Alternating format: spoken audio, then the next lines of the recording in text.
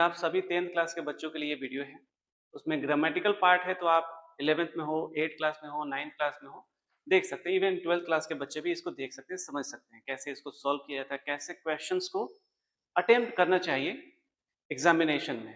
तो आज हम बात करने वाले हैं जो क्वार्टरली एग्जाम अभी हुआ था 10th बोर्ड का, उसके क्वेश्चन पेपर के बारे में कि कैसे उसको सॉल्व किया जाए, कैसे अटेम्प्ट किया जाए। ठीक है, लेट्स गेट स्टार्टेड। वीडियो को स्टार्ट करते हैं बिना किसी देरी के। एक एक क्वेश्चन को, जो भी आपको यहाँ पे क्वेश्चन सॉल्व कराऊंगा, ऐसा नहीं कि बस आंसर टिक कर दिए और चले गए, ऐसा नहीं। लर्निंग ऐसे नहीं होती है। लर्निंग करने के लिए एक ऑप्शन को एनालाइज किया जाता है, ईच ऑप्शन को एनालाइज करिए, क्यों गलत है, क्यों सही है, ये क्यों नहीं सही हो सकता है, अगर हो सकता है तो किस कंडीशन में हो सकता है। ये सारी चीजें जब आप एक्यूमुलेट करते हैं तब आपकी logical thinking, analytical thinking develop होती है, और ये इनडायरेक्टली आपको कब हेल्प कर जाएगा, नोबडी नोज। तो एक एक ऑप्शन को एनालाइज करके चलेंगे आराम आराम से। ठीक है,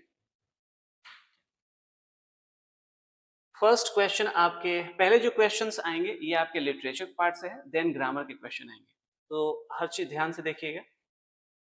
फर्स्ट क्वेश्चन क्या है? RC Hutchinson watched the play in. RC Hutchinson जो फर्स्ट लेशन है आपका द पेस फॉर लिविंग, उस चैप्टर से ये क्वेश्चन लिया गया है, जिसके राइटर है आरसी हचिंसन। इन्होंने एक नाटक देखा था, प्ले देखा था। ये कहाँ देखा था, ये क्वेश्चन पूछा गया है। उस प्लेस का नाम बताना है। तो हमारे क्वेश्चन के जो ऑप्शंस है, ये England, Scotland, Paris and Dublin. ये जो आरसी हचिंसन है, ये बेसिकली रहने वाले हैं Irish country, it means Ireland. और आयरलैंड इन बाकी कंट्री से बिल्कुल अलग है। आयरलैंड में एक जगह नाम है जिसका Dublin. The writer saw the play in Dublin, ये फर्स्ट लाइन ही आती है। तो आई थिंक इसमें किसी को कोई दिक्कत नहीं होगी, क्लैरिटी है। ऑप्शन काफी दूर दूर हैं, नियरेस्ट नहीं है, ताकि कंफ्यूजन ना हो। सेकेंड क्वेश्चन देखिएगा, does the writer dislike rapid movement in every field. Writer को क्या रैपिड मूवमेंट यानी फास्ट गति से चीजें चलने वाली पसंद करते हैं या फिर नहीं। इन एवरी फील्ड, ये जो लास्ट में फ्रेज ऐड किया गया है, इसका ध्यान रखेंगे। राइटर ये पसंद करता है कि अगर किसी की गाड़ी मिल जाए तो उसको फास्ट स्पीड पे वो चलाना पसंद करता है, बट जब वो पिक्चर्स देखता है, सॉरी, जब वो मूवीज देखता है, तब वो फास्ट सिनारियो, फास्ट सीन्स उसको समझ में नहीं आते हैं, तो वहां उसको डिसलाइक करता है। बट बाइक फास्ट चलाना, कार को फास्ट चलाना, ये वो लाइक करता है। तो क्वेश्चन ये पूछा गया है कि जो राइटर है रैपिड मूवमेंट को डिसलाइक करता है in every field. Her field में डिसलाइक नहीं करता है, कुछ ऐसे फील्ड्स हैं जहां पे वो डिसलाइक करता है, और कुछ ऐसी फील्ड्स हैं जिसमें उसको मजा आता है, वो लाइक करता है। For example, driving a car at a high speed, ये वो लाइक करता है, पसंद करता है। तो इसका आंसर हम यस में नहीं देंगे, क्योंकि वो हर फील्ड में रैपिड मूवमेंट को डिसलाइक नहीं करता है। इट मीन्स हमारा आंसर हो जाएगा no. Okay, next question, the writer belongs to the tribe of blank space thinkers. Tribe, कोई किस कम्युनिटी से बिलोंग करता है, किस प्रजाति से बिलोंग करता है। प्रजाति का मतलब ये नहीं कि ट्राइब का बेसिक मीनिंग जो है, ट्राइब हम इसलिए भी यूज कर सकते हैं, अगर आप किसी खास कम्युनिटी से बिलोंग करते हैं तो उसको भी हम ट्राइब कह सकते हैं। तो राइटर अगर थिंकर के हिसाब से देखा जाए तो कौन सी ट्राइब से बिलोंग करता है, इट मीन्स राइटर का जो माइंडसेट है वो किस हिसाब से, किस लेवल से सोचता है। क्या वो फास्ट लेवल से सोचता है, क्या वो मीडियम पेस के साथ सोचता है, या फिर स्लो थिंकर से बिलोंग करता है। ऑब्वियसली हम लोग लिटरेचर में फर्स्ट चैप्टर में पढ़ते हैं कि जो राइटर है जब वो सिनेमा देखने जाता है तो अपनी वाइफ से सिनारियो के बारे में पूछता है, कौन कौन से कैरेक्टर्स हैं उसके बारे में ही पूछता है, because he was not able to understand the scenario, the scene of the movies। तो वो इस बात को समझ नहीं पाता, बिकॉज उसकी जो फास्ट पेस है वो इससे तालमेल नहीं बिठा पाता है। इसका मतलब है कि जो राइटर है वो फास्ट और मीडियम पेस से भी नहीं सोच पाता है, वो स्लो थिंकर है, डल है, लेजी है थोड़ा थिंकिंग के मामले में। तो स्लो थिंकर की कम्युनिटी या ट्राइब से बिलोंग करता है। आई थिंक आपको ये अच्छा लग रहा होगा जैसे मैं एक्सप्लेन कर रहा हूँ। तो ऑनेस्टली एक कमेंट में आंसर कीजिएगा कमेंट बॉक्स में कि मेरी जो लैंग्वेज है, जैसा मैं एक्सप्लेन करता हूँ हिंदी और इंग्लिश को मिक्सअप करके, इंग्लिश वर्ड्स का यूज करके, क्या ये आपको अच्छा लगता है, या फिर हर चीज हिंदी में ही बताना आपको अच्छा लगता है, या फिर मिक्सअप अच्छा लगता है, इंग्लिश और इंग्लिश दोनों मिला के। तो मैं चाहता हूँ कि हिंदी और इंग्लिश दोनों का एक्सपोजर मिलता रहे। मैं इंग्लिश भी इसीलिए यूज करता हूँ ताकि आपका एक्सपोजर मिले, आपको हैबिट पड़े इंग्लिश वर्ड सुनने की, बोलने की, लिखने की, तब आप उससे रिलेट कर पाएंगे, इसलिए मैं इंग्लिश भी यूज करता हूँ। आई होप ये आपको अच्छा लगेगा। नेक्स्ट क्वेश्चन पे चलते हैं। द नेक्स्ट क्वेश्चन इज, सबसे पहले जब भी क्वेश्चन आता है ना बाबू, तो माइंड में ये ध्यान रखना होता है कि ये क्वेश्चन है किस चैप्टर से। जैसे ही आपको चैप्टर क्लियर होता है, फिर उसके कैरेक्टर्स आपके माइंड में आते हैं, उसकी स्टोरी आपके माइंड में आती है, उसके क्वेश्चन आंसर, वर्ड पावर, ये सारे माइंड्स में आने लगते हैं। फिर आप इजीली रिलेट कर पाते हो कि कौन सा क्वेश्चन है, किससे रिलेटेड है, क्या पूछा गया है। इसलिए जब भी कोई क्वेश्चन आता है तो आप ध्यान रखिए कि वो किस चैप्टर से लिखा गया है, कौन उसके राइटर है, सारी पिक्चर्स माइंड में आने लगे। ठीक है। Who burnt leaves in the backyard in Me and the Ecology Beach? Burn करने की बात हो रही है, किसको? लीव्स को बर्न करने की बात हो रही है। Who burnt leaves? पत्तों को कौन जलाया था? कौन सा चैप्टर है? मी एंड द इकोलॉजी बीच, जिसके राइटर है जॉन लेक्सो। अब इस चैप्टर में जो कैरेक्टर है जिम, ये जब जाता है, किसके घर जाता है तो देखता है कि वो बैकयार्ड में लीव्स को बर्न कर रहा है, जलाते हुए देख लेता है। The writer, his father, his mother और मिस्टर विलियम्स। क्योंकि इसमें और भी कैरेक्टर्स हैं, फॉर एग्जाम्पल मिसेस ग्रीनी हैं, मिस्टर जॉनसन हैं, मिस्टर विलियम्स हैं।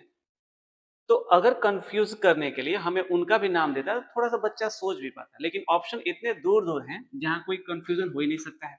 तो mister William was burning the leaves in his backyard, अपने घर के पीछे वाले हिस्से में लीव्स को बर्न करते जिम ने उनको देख लिया था। तो कौन जला रहा था? Mister William. ठीक है, इसको याद रखेंगे, क्योंकि ये फैक्चुअल बातें हैं। जब भी आप बुक पढ़ते हैं तो जो फैक्ट्स हैं उसमें उसको याद रखना होता है। ठीक है, नेक्स्ट मूव ऑन करते हैं। Blank space is something which people hardly पे एनी अटेंशन टू। ठीक है, ऑप्शन पे बाद में जाएंगे, फर्स्ट ऑफ ऑल क्वेश्चन को समझते हैं। ऐसी वो क्या चीज है कि जिसपे लोग हार्डली पे अटेंशन, मतलब मुश्किल से अटेंशन पे कर पाते हैं। तो सबसे पहले कलोकुल वर्ड में अटेंशन को पे किया जाता है। ठीक है, मैं थोड़ा इस इसको लिखता हूँ, पे अटेंशन। ये कलोकुल चीजें होती हैं जो बोलचाल की भाषा में कॉमन होती है। Pay attention to the teacher, pay attention to me. तो जब भी हम इसके साथ यूज करेंगे वर्ब, वो पे यूज होता है, पे अटेंशन। जैसे हम मनी पे करते हैं, फोन पे करते हैं, पैसा पे करते हैं, इन द सेंस। अब एक वर्ड है हार्डली, इसका मतलब क्या है? एक वर्ड है हार्ड और अनदर इज हार्डली। जब मैं एडवर्ब पढ़ाता हूं बच्चों को तो इनमें डिफरेंस क्रिएट करना, समझना बताता हूं। हार्ड इंग्लिश में एडजेक्टिव है और एडवर्ब भी है। जैसे हार्ड सरफेस, क्रिकेट होती है तो सरफेस हार्ड है।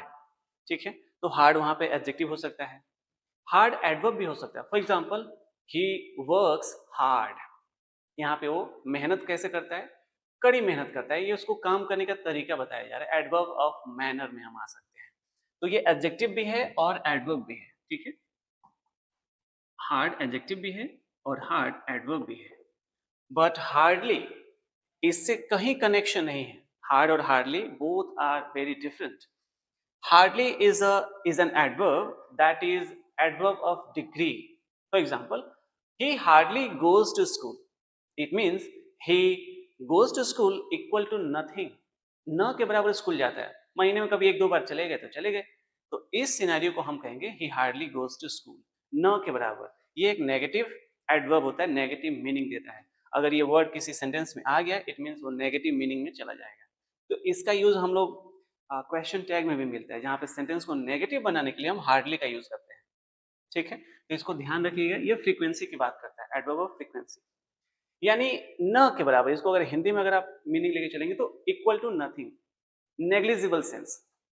तो जो लोग हैं किस चीज के प्रति न के बराबर अटेंशन पे करते हैं, ऐसी कौन सी चीज है? क्या वो एजुकेशन है, क्या वो सिक्योरिटी है, इकोलॉजी है और फैशन है?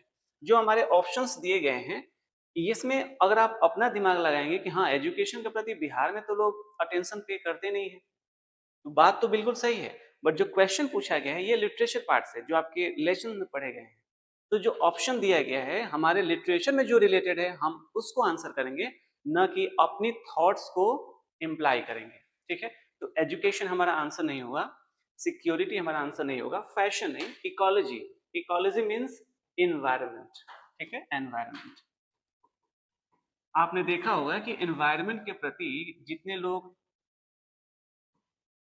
अनअवेयर होते हैं, जानबूझ के भी उसको इग्नोर करते हैं। तो एनवायरमेंट के प्रति लोग बहुत ही कम अटेंशन पे करते हैं। जहां मन किया लिटर कर दिया, गंदगी फैला दी, स्पेशली इन बिहार, और भी जगह, लेकिन बिहार में तो काफी अव्यवस्था है। तो एनवायरमेंट या इकोलॉजी के प्रति लोग हार्डली अटेंशन पे करते हैं, ठीक है। मैंने ऐसे ही मैं एनालाइज करूंगा एक एक ऑप्शन को, ताकि आपकी थॉट्स बढ़े। आंसर कर देना, सही कर देना, वो तो बहुत सिंपल बात है। तो आई थिंक आपको अच्छा लग रहा होगा। मूव ऑन करते हैं नेक्स्ट क्वेश्चन पे। Very simple, another is Jim advises blank space to walk to the post office. Jim advise करता है, whom, किसको एडवाइस करता है? Miss Greeny, Mister William, Miss Smith, Mister Roger. तो अगर आप सही से एक एक कैरेक्टर का नेम याद है लेसन में कि कौन कौन से कैरेक्टर्स आए हैं, obviously Miss Greeny was there, Mr. William was there, but there was no character of the name Mrs. Smith, Miss Smith। इस नाम का कोई कैरेक्टर वहां लेसन में है ही नहीं। तो जो ऑप्शन दिया गया है वो ही रॉन्ग है, इसमें कोई भी ऑप्शन सही नहीं है, ठीक है। आप भी एक बार देख लीजिएगा। जितना मुझे लगा कि मिस्टर स्मिथ इसमें कैरेक्टर नहीं है, यहाँ पे होना चाहिए था mister Johnson. Mister Johnson was the character in Me and Ecology Beat। Mister Johnson को जिम एडवाइस करता है कि आप कार को क्यों ड्राइव करते हो बेमतलब का। अगर आपको पोस्ट ऑफिस जाना है, यू कैन वॉक, आप पैदल भी तो जा सकते हो, गो ऑन फुट, गैस बचेगा, एनर्जी बचेगी। तो उसको वो एडवाइस करता है मिस्टर जॉनसन को, ठीक है, पोस्ट ऑफिस जाने के लिए। तो हमारा ऑप्शन ये होना चाहिए था, ना कि मिसेस स्मिथ। मूव ऑन करते हैं आगे। मिस्टर विलियम को क्या सजेशन दिया था कि लीव्स को बर्न मत करो, उससे कंपोस्ट बनाओ। और मिस ग्रीनी से क्या एडवाइस दिया था कि आप जो गार्बेज है उसको एक जगह इकट्ठा करके रखो और सैटरडे को मैं कलेक्ट कर लूंगा, ठीक है। मूव ऑन करते हैं। नेक्स्ट क्वेश्चन है चैप्टर गिल्लू से, whose writer is Mahadevi Burma। Gillu had discovered a new method to tackle the what? Winter cold, summer heat, strong winds, rainy season। Gillu जो कि समर सीजन था, तो गर्मी से उसको परेशानी होती थी, तो उसने एक आइडिया डिस्कवर किया कि मैं ऐसा क्या करूं ताकि मुझे रिलीफ मिल सके। तो उसने ऐसा क्या किया था, कोई मेथड बनाया था क्या करने के लिए, टैकल करना। टैकल मीन्स हैंडल करना होता है। कोई सिचुएशन है उसको आप हैंडल कर रहे हो, उसको हम टैकल करना कहते हैं। अब जैसे मान लो गर्मी लग रही है, तो कैसे इसको टैकल किया जाए, क्या जुगाड़ लगाया जाए। बिहार में, भारत में स्पेशली जुगाड़ वर्ड चलता है कि उसको कैसे टैकल करना है, हैंडल करना है। तो गिल्लू ने क्या आइडिया लगाया था, तो जो सुराही थी, पॉट था, उसमें पानी रखा जाता था और वो पानी के वेपराइज होकर उसके चारों तरफ का एरिया ठंडा रहता था। तो उससे बचने के लिए, सॉरी, उसको लेने के लिए समर लगती थी, उसको गर्मी लगती थी, तो इससे बचने के लिए वो सुराही के पास जाके बैठा करता था। तो समर हीट, गर्मी से बचने के लिए उसने एक आइडिया निकाला कि समर हीट को भाई हम इस तरह से टैकल करेंगे, हैंडल करेंगे। विंटर कोल्ड की कहीं बात नहीं हुई है, स्ट्रॉन्ग विंड्स की बात नहीं हुई है उस चैप्टर में, रेनी सीजन की बात नहीं हुई है, समर सीजन की बात हुई है। उससे बचने के लिए गिल्लू ने एक आइडिया डिस्कवर किया था, ठीक है। नेक्स्ट क्वेश्चन मूव करते हैं।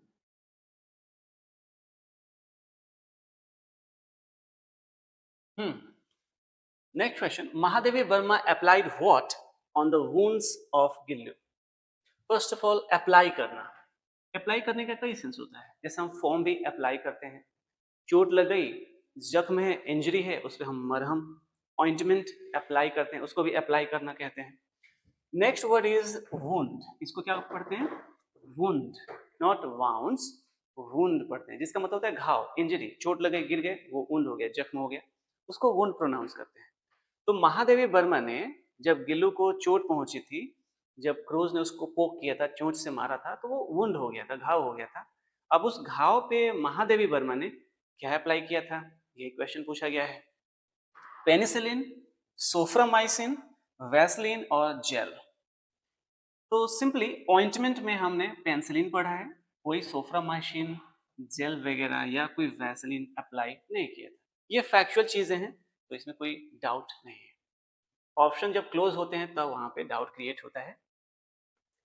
चिक चिक of Gillu indicated that he was, Gillu जब चिक चिक करता था, what does that sound mean? It means sad, he is sad, he is crying, he was hungry और ही वॉज मोर्निंग। तो चिक चिक की जो साउंड थी, जब गिल्लू ये साउंड निकालता था, प्रोड्यूस करता था, it means he was hungry, वो भूखा था।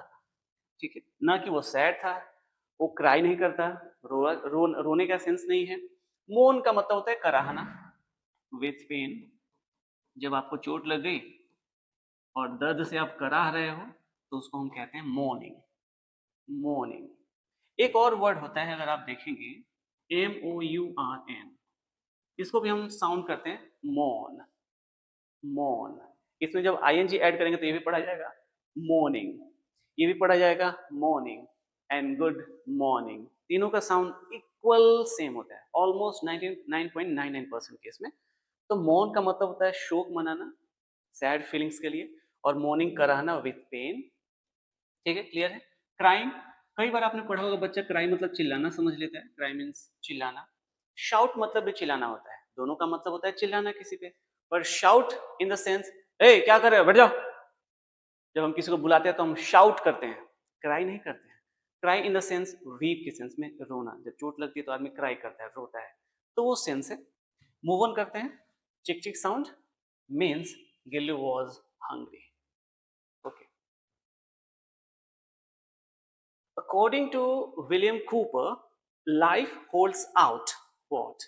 According to William Cooper, if you remember, William Cooper was the writer of the poem God Made the Country and Man Made the Town. William Cooper, बहुत सारे बच्चे इसको miss pronounce करते हैं, उनके नेम को, विलियम काउपर या अलग अलग तरह के साउंड मैंने सुना है बच्चों से, बट इसका जो साउंड है William Cooper, William Cooper. Okay. William Cooper के अकॉर्डिंग क्या कहते हैं कि जो लाइफ है वो बीटर होती है फॉर ऑल, लाइफ सावर होती है, खट्टा, bitter sweet sour. Bitter in the sense तीखा, स्वीट मीठा, सावर वही कड़वा के सेंस में। स्पाइसी होती है, तो लाइफ सावर होती है फॉर ऑल, बिकॉज लाइफ में बहुत सारी प्रॉब्लम्स हैं, ठीक है, सभी के लिए। Life holds out sour to all. I think एक बार इसको मैं भी रीचेक कर लूंगा, बहुत दिन हो गया था। आई थिंक मेरा ऑप्शन स्वीट या सावर दोनों में से कोई एक जाएगा, चेक कर लेंगे इसको। फिलहाल इसको आगे बढ़ते हैं। Same question, same from the chapter, who wrote the poem God made the country? अभी हम लोग ने डिस्कशन किया था, God made the country poem को किसने लिखा है? विलियम कूपर ने लिखा है, बिल्कुल सही। अलेक्जेंडर पोप ने क्या लिखा था इसी चैप्टर में, इट मींस इसी बुक के, इस 10th क्लास में अलेक्जेंडर पोप ने जो पोएम लिखा है वो लिखा है odd on solitude. Odd on solitude, ठीक है। विलियम वर्ड्सवर्थ 10th क्लास के बुक में इनका कोई पोएम नहीं है, ठीक है। दुर्गा प्रसाद पंडा, इन्होंने जो पोएम लिखा है उसका नाम है the polythene bag. The polythene bag, ठीक है। विलियम वर्ड्सवर्थ 10th क्लास के बुक में कोई इनका पोएम्स नहीं है, ठीक है। 9th क्लास में या उससे पहले आपको मिल सकता है। मूव ऑन करते हैं नेक्स्ट क्वेश्चन पे। In chariots and sedans no no fatigue is from. अब ये जो लाइन्स है, कई बार एग्जामिनेशन में लाइन्स पूछा जाता है इनडायरेक्टली, तो जब भी आप पोएम रीडिंग करते हैं तो इसका ये बेनिफिट होता है कि आपको लाइन्स याद हो जाती हैं, और जब लाइन्स याद हो जाती हैं तो इसका मतलब है कि आप अगर कोई लाइन दे दिया जाए तो आपको याद रहेगा कौन सी पोएम से लिया गया है, इसके राइटर कौन है, पोएट कौन है, तो इजिली आप उसको सॉल्व कर सकते हैं। That's why reading is important.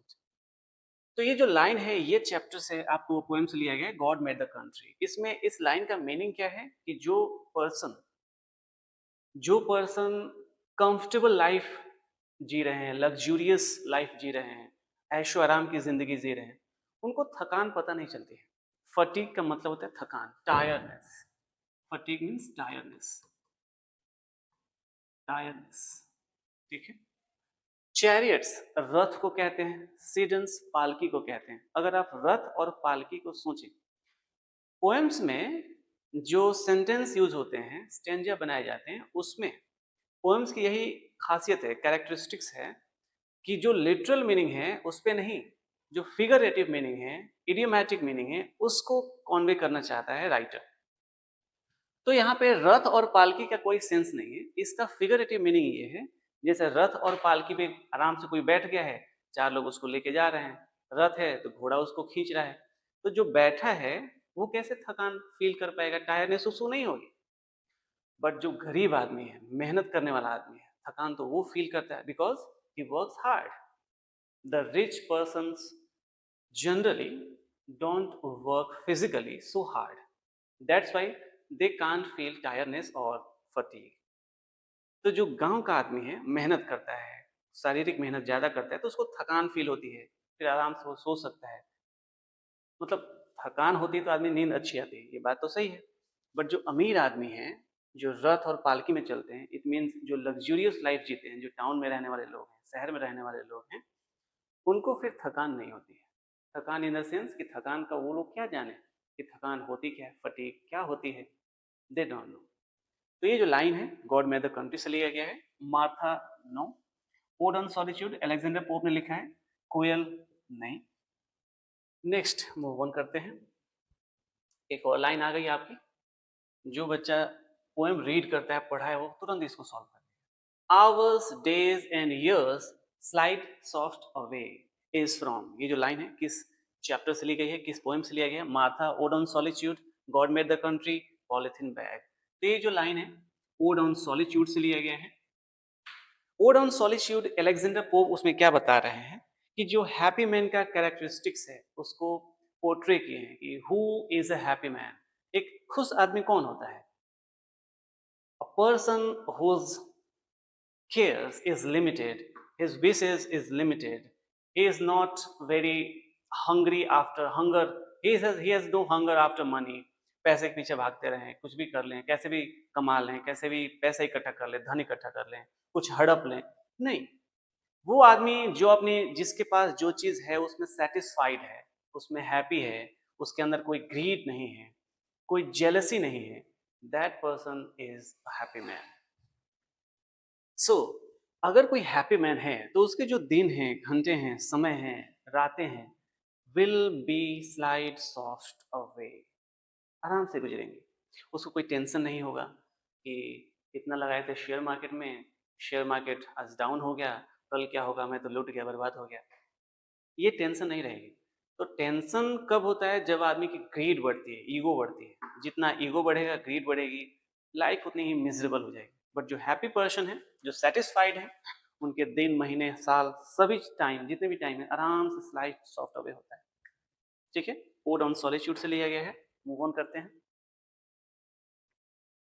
Who wrote odd on solitude, ये हम लोगों ने डिस्कशन ऑलरेडी कर लिया है। ये जो पोएम है ओड ऑन सॉलिट्यूड, इसने किसने लिखा है? William Shakespeare. 10th क्लास में कोई भी पोएम इनका नहीं है। William Cooper God made the country लिखे हैं। Alexander pope is the right answer. Odd on solitude की जो राइटर है, पोएट है, अलेक्जेंडर पोप है। Okay, John Milton 10th class में इनका कोई भी पोएम नहीं है। अगर आप 9th क्लास पढ़े हैं तो 9th क्लास में इनका एक पोएम है, बहुत ही ग्रेट पोएम है, that is on his blindness. On his blindness. John Milton की जब रोशनी चली जाती है आंखों की, उसके बाद ये पोएम उन्होंने लिखा था। तो he was one of the greatest poets of all time, John Milton. On his blindness बहुत अच्छी पोएम है, अगर आप पढ़ना चाहें तो। मूव ऑन करते हैं। मेडिटेशन। मेडिटेशन अध्यात्म करना, ध्यान लगाना, मेडिटेट करना। Meditation blank space the happy man. अगर कोई हैप्पी मैन है और वो मेडिटेट करता है, ध्यान लगाता है, तो मेडिटेशन क्या करेगा, क्या इफेक्ट डालेगा? यानी आपको नाउन दिया गया है, सब्जेक्ट दिया गया है, आपको वर्ब फिल करनी है। Okay, meditation worries, worry means चिंता करना, क्या वो चिंता दिलाता है, टेंशन देता है? Obviously not. सैडेंस, क्या वो सैड कर देता है, क्या वो डिस्टर्ब करता है, क्या वो प्लीज यानी कि खुश करता है? तो आंसर पे जाने से पहले कुछ इन वर्ड्स को पिक करते हैं। ये वरी की वर्ब फिफ्थ फॉर्म है, कोई बात नहीं। ये जो बना है सैडेंस, तो ये एडजेक्टिव से बना हुआ है, यानी हम एडजेक्टिव को भी वर्ब बना सकते हैं। इंग्लिश में बहुत सारे एडजेक्टिव्स हैं जिनका वर्ब बनाया जाता है, यूज किया जाता है। फॉर एग्जांपल सैडेंस बना है सैड से, sad, sadness. Another word is hard, hard से एडजेक्टिव बनेगा, एडजेक्टिव है, वर्ब बनेगी हार्डन। ईएन ऐड करके हम जनरली एडजेक्टिव से वर्ब बना लेते हैं, ठीक है। Hard, harden, sad, sad, saddened, tight, Titan, length जो कि नाउन है, लेंदन, लंबा कर देना, लेंदन बना सकते हैं। ऐसे बहुत सारे वर्ड्स हैं जो हम एडजेक्टिव और नाउन से वर्ब बना लेते हैं। प्लीज, प्लीज का मतलब होता है किसी को खुश करना। प्लीज वर्ब भी है और एक्सक्लेमेशन है, रिक्वेस्ट के लिए भी हम यूज करते हैं, please help me, in that sense. और प्लीज एज अ वर्ब का मीनिंग होता है किसी को हैप्पी करना, खुश करना। डिस्टर्ब करना आप सभी लोग समझते हैं। प्लीज से ही नाउन बनेगा प्लेजर, एडजेक्टिव बनेगी प्लेजेंट। ओके, सो मेडिटेशन, अगर किसी भी वर्ड के लास्ट में TION सफिक्स होता है, इट मीन्स उसका पार्ट्स ऑफ स्पीच नाउन होता है, ठीक है। और कोई भी ये जब नाउन बनेगा तो जनरली ये एब्स्ट्रैक्ट नाउन्स होती है, और एब्स्ट्रैक्ट नाउन अनकाउंटेबल होती हैं। अनकाउंटेबल नाउन के साथ आप वर्ब कैसा यूज करते हैं? अनकाउंटेबल नाउन के साथ आप वर्ब सिंगुलर यूज करते हैं, और सिंगुलर वर्ब में एसीएस लगता है। हालांकि ऑप्शन आपके इतने क्लोज नहीं है, सब तो वर्ब 5 दिया ही गया है, और फर्स्ट फॉर्म देता, वर्ब की सेकंड फॉर्म देती, वर्ब की फिफ्थ फॉर्म देती, तब थोड़ा सा कंपटीशन होता है, लेकिन सिंपल है। तो meditation pleases the happy man. जो मेडिटेशन होती है वो हैप्पी मैन को खुश करता है, प्लीज करता है, वरी नहीं करता है, डिस्टर्ब नहीं करता है, सैड, सैडन, उदास नहीं करता है, दुखी नहीं करता है। So I think we got the right answer. Move on करते हैं। Next question, what never get dissolved into earth's crust. Dissolve का मतलब होता है घुलना, ठीक है। जैसे वाटर में अगर हम शुगर डालते हैं तो वो डिसॉल्व हो जाती है, घुल जाती है, उसमें मिल जाती है, मिक्सड अप हो जाती है। तो ऐसी क्या चीज है जो कभी डिसॉल्व नहीं होती है, घुलती नहीं है? Into earth crust. Earth crust का मतलब होता है जो पृथ्वी का, धरती का, लैंड का जो सुपरफिशियल फेस होता है, जो क्रस्ट होता है, जो फर्स्ट लेयर होता है, उसमें वो नहीं घुल पाता। ऐसी क्या चीज है? वाटर, वाटर तो मिक्सअप हो जाती है। एयर, एयर भी मिक्सअप हो जाती है। पील, पील का मतलब होता है जैसे आप क्यूकम्बर लेते हैं, उसको छिलते हैं, तो छिलना को इंग्लिश में हम पील कहते हैं। तो feel, peel is a verb and peel as a noun उसको छिलकों को कहते हैं, ठीक है। तो पील का मतलब हो गया छिलका। पॉलिथीन बैग, छिलका तो डिसॉल्व हो जाता है बिकॉज वो नेचुरल प्रोडक्ट है। Polythene bag never get dissolve into earth crust. Polythene bag ऐसा चीज है, जितने भी पॉलिथीन है ये कभी घुलती नहीं है। In any way it creates pollution, in any way. अगर आप उसको बर्न करेंगे, जलाएंगे तो भी, छोड़ देंगे ऐसे तब भी, फेंक देंगे तब भी, कहीं रख देंगे तब भी, इट ऑलवेज क्रिएट पॉल्यूशन। और ये अर्थ के क्रस्ट में घुलती नहीं है। अगर आप सालों साल छोड़ देंगे, फिर जमीन की अगर डिगिंग करेंगे, खुदाई करेंगे, तो वो ऐसे ही निकलती है, ठीक है। व्हेन बर्न्ट, अच्छा ये क्वेश्चन किस चैप्टर से लिया गया था? ऑब्वियसली पॉलिथीन बैग से लिया गया है, दुर्गा प्रसाद पंडा जिसके राइटर हैं। When burnt it, when burnt, sorry, when burnt it exudes a pungent smell is from, ये जो लाइन है किस चैप्टर से ली गई है, किस पोएम से ली गई है? तो जब भी हम बर्न करने की बात करते हैं, जब भी हम पंजेंट स्मेल की बात करते हैं, तो हमें एक ही माइंड में आना चाहिए, पॉलिथीन बैग। जब इसको हम जलाते हैं तो ये कैसा पंजेंट स्मेल स्क्यूट करता है, बाहर निकालता है, रिलीज करता है। किस पोएम से है? द पॉलिथीन बैग से है। मार्था में किसी भी हम चीज की जलाने की बात नहीं करते। एम्प्टी हार्ट नहीं, ode on solitude no. Move on करते हैं। So here is the another question.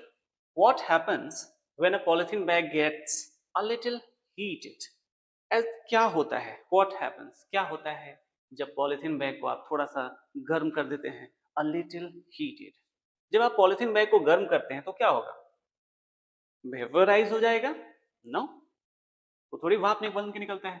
It becomes solid, solid नहीं बनता है। सब लोग जानते हैं nothing happens, something happens. It vaporizes, vapour बन जाता है, वाष्प बन जाता है? नो, इट मेल्ट्स डाउन, ये पिघल जाता है। ऑब्वियसली मेल्ट का मतलब होता है पिघलना। आप केमिस्ट्री में भी पढ़े होंगे कि आइस का मेल्टिंग, वाटर का मेल्टिंग पॉइंट है ना, और उसका एक और कौन सा पॉइंट होता है, मेल्टिंग पॉइंट पिघलने का, यानी बर्फ जमने का कोई पॉइंट होता है। मेल्ट डाउन का मतलब होता है पिघलना। आदमी का हृदय पिघल जाता है, माई हार्ट मेल्टेड डाउन। ठीक है, मेल्ट डाउन का मतलब पिघल जाना। ओके, अब ये जो क्वेश्चन है ये आपके सेकंड बुक से है, हल्कू। जब भी हम हल्कू की बात करते हैं तो हमें स्टोरी, मजेदार इंटरेस्टिंग स्टोरी नजर आती है माइंड में, उसकी छवि बनती है। January night, written by Munshi Premchand. Halku blank space was destroyed by the wild animals. Halku, अब यहाँ पे अपोस्ट्रोफी एस लगा है तो हमें यहाँ पे पोजीशन दिखाना है, नाउन चाहिए। पोजीशन हमेशा नाउन होता है, ठीक है। तो क्रॉप, फसल, वॉल, बाउंड्री और होम, सभी ऑप्शन में नाउन ही है, तो उतना वास्ट है नहीं। तो ऐसी क्या चीज थी जिसको डिस्ट्रॉय कर दिया गया था bye the wild animals. Wild animals मतलब जो जंगल में रहने वाले पशु हैं उनको कहते हैं। तो वाइल्ड एनिमल्स ने किस चीज को डिस्ट्रॉय कर दिया था? तो जनरली वाइल्ड एनिमल्स क्या घर को बर्बाद करते हैं? नहीं, वो तो सिंपली कुछ खाने के लिए आते हैं। बाउंड्री, वो भी तो सीमेंटेड होती है। वॉल, वो भी तो सीमेंटेड होती है। दीज आर द वेरी, क्या कहें इसको, बेकार ऑप्शन है। क्रॉप, फसल को बर्बाद कर दिया। उसके खेत में फसल लगी थी, उसकी वो सुपरवाइजिंग कर रहा था, जिसको वाइल्ड एनिमल्स ने खराब कर दिया था, बर्बाद कर दिया था, डिस्ट्रॉय कर दिया था।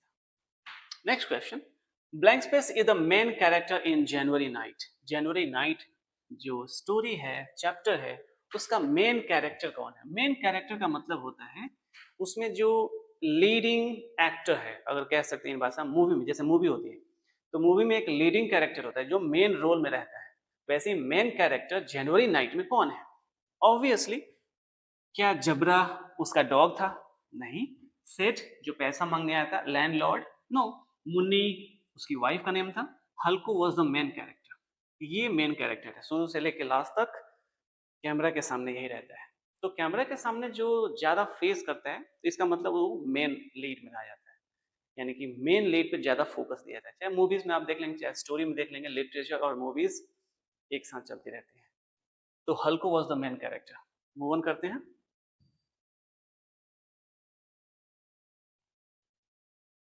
मैं देख लेता हूँ।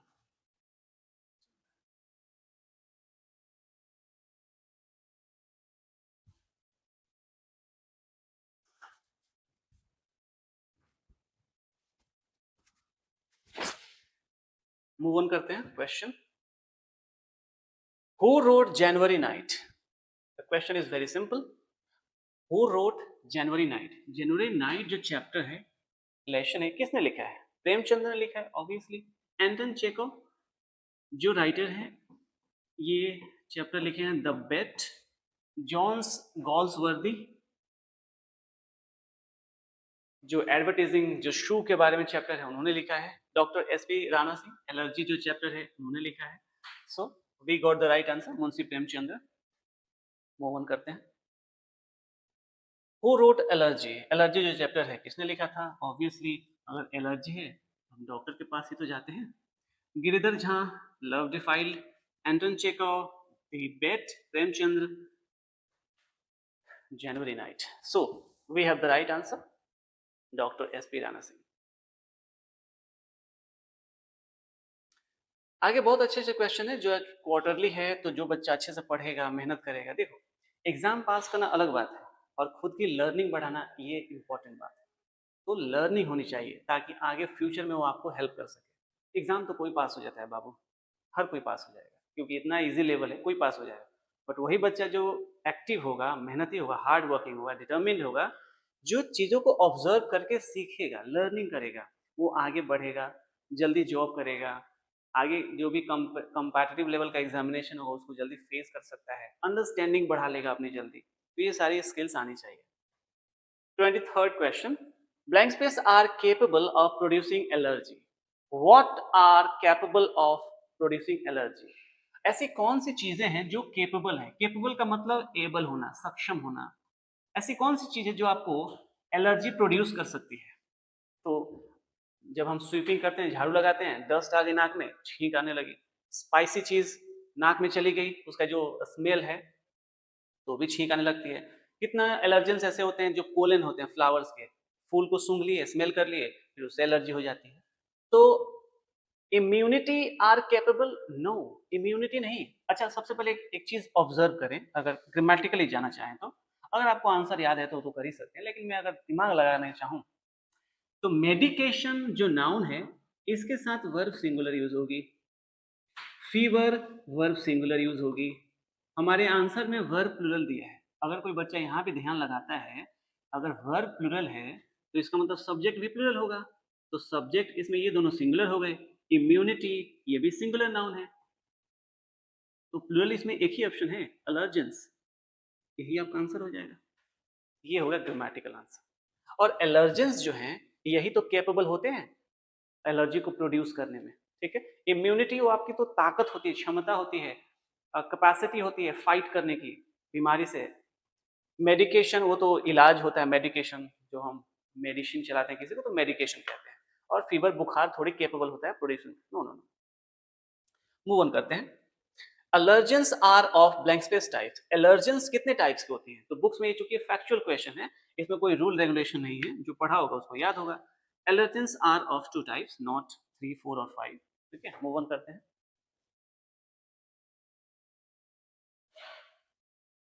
So, here the question: with whom does R.C. Hutchinson go to watch cinema? R.C. Hutchinson किसके साथ सिनेमा देखने जाते हैं? और ये भी जो चैप्टर क्वेश्चन है, ये भी फर्स्ट चैप्टर से आ गया, the pace for living R.C. Hutchinson. अपनी वाइफ के साथ जाते हैं, सिस्टर के साथ, फ्रेंड और हिज सन। अपनी वाइफ के साथ जाते हैं, तभी तो वाइफ से क्वेश्चन पूछते हैं कि पिक्चर्स में कौन कौन आया है, कौन सी हीरोइन है, इसके बारे में, एक्ट्रेस कौन है, ये लेडीज कौन है, इसके बारे में पूछते हैं, तो एक्सप्लेन करती हैं। अपनी वाइफ के साथ जाते हैं मूवीज देखने। Who wrote me and the ecology bit? Me and ecology bit के राइटर कौन है? R.C. Hutchinson, the pace for living, Mahadevi Verma, Gillu, Satyajit Ray. What wrongs with Indian films? इसके राइटर है जॉन लेग्जो। देखो जॉन का स्पेलिंग भी एच मिस्टेक कर दिया है, जॉन लेग्जो। तो John Legjo is the correct answer, is the writer of me and ecology bit. Next question: What is the lifespan of squirrels? Life span का मतलब होता है जीवन काल। कितने समय तक लाइफ स्पैन है एक स्क्वायरल्स के?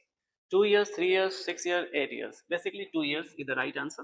फैक्चुअल क्वेश्चन है, इसमें तो कुछ रूल रेगुलेशन ग्रामेटिकल आंसर तो है नहीं। ठीक है, तो सीधा मूव ऑन करेंगे। 2 years फैक्ट लिखा हुआ है बुक में, 2 years। Next question: according to William Cooper, who made the town?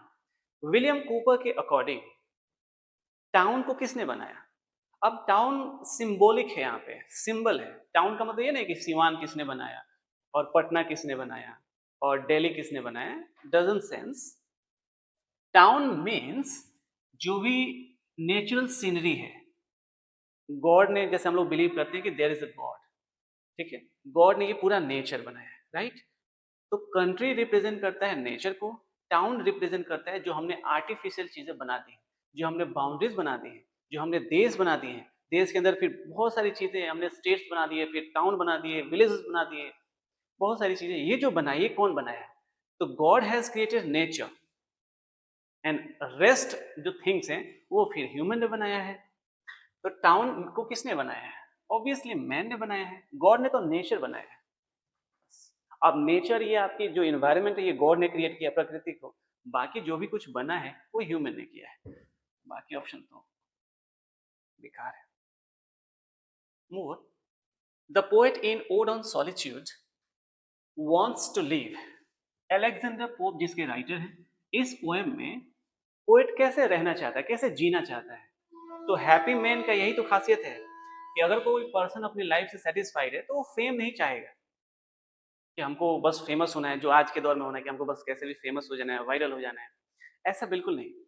Poet कह रहा है कि हमको भाई जीना है, बिल्कुल कोई हमको जाने नहीं, अननोन, अनसीन। जब मैं मर जाऊं तो वहां पे कोई एपिटाफ नहीं बनाया जाए, कोई स्टोन नहीं रखा जाए। Stone mean in the sense epitaph, मकबरा बना देते हैं लोग सीमेंटेड चीज का, उसको एपिटाफ कहते हैं।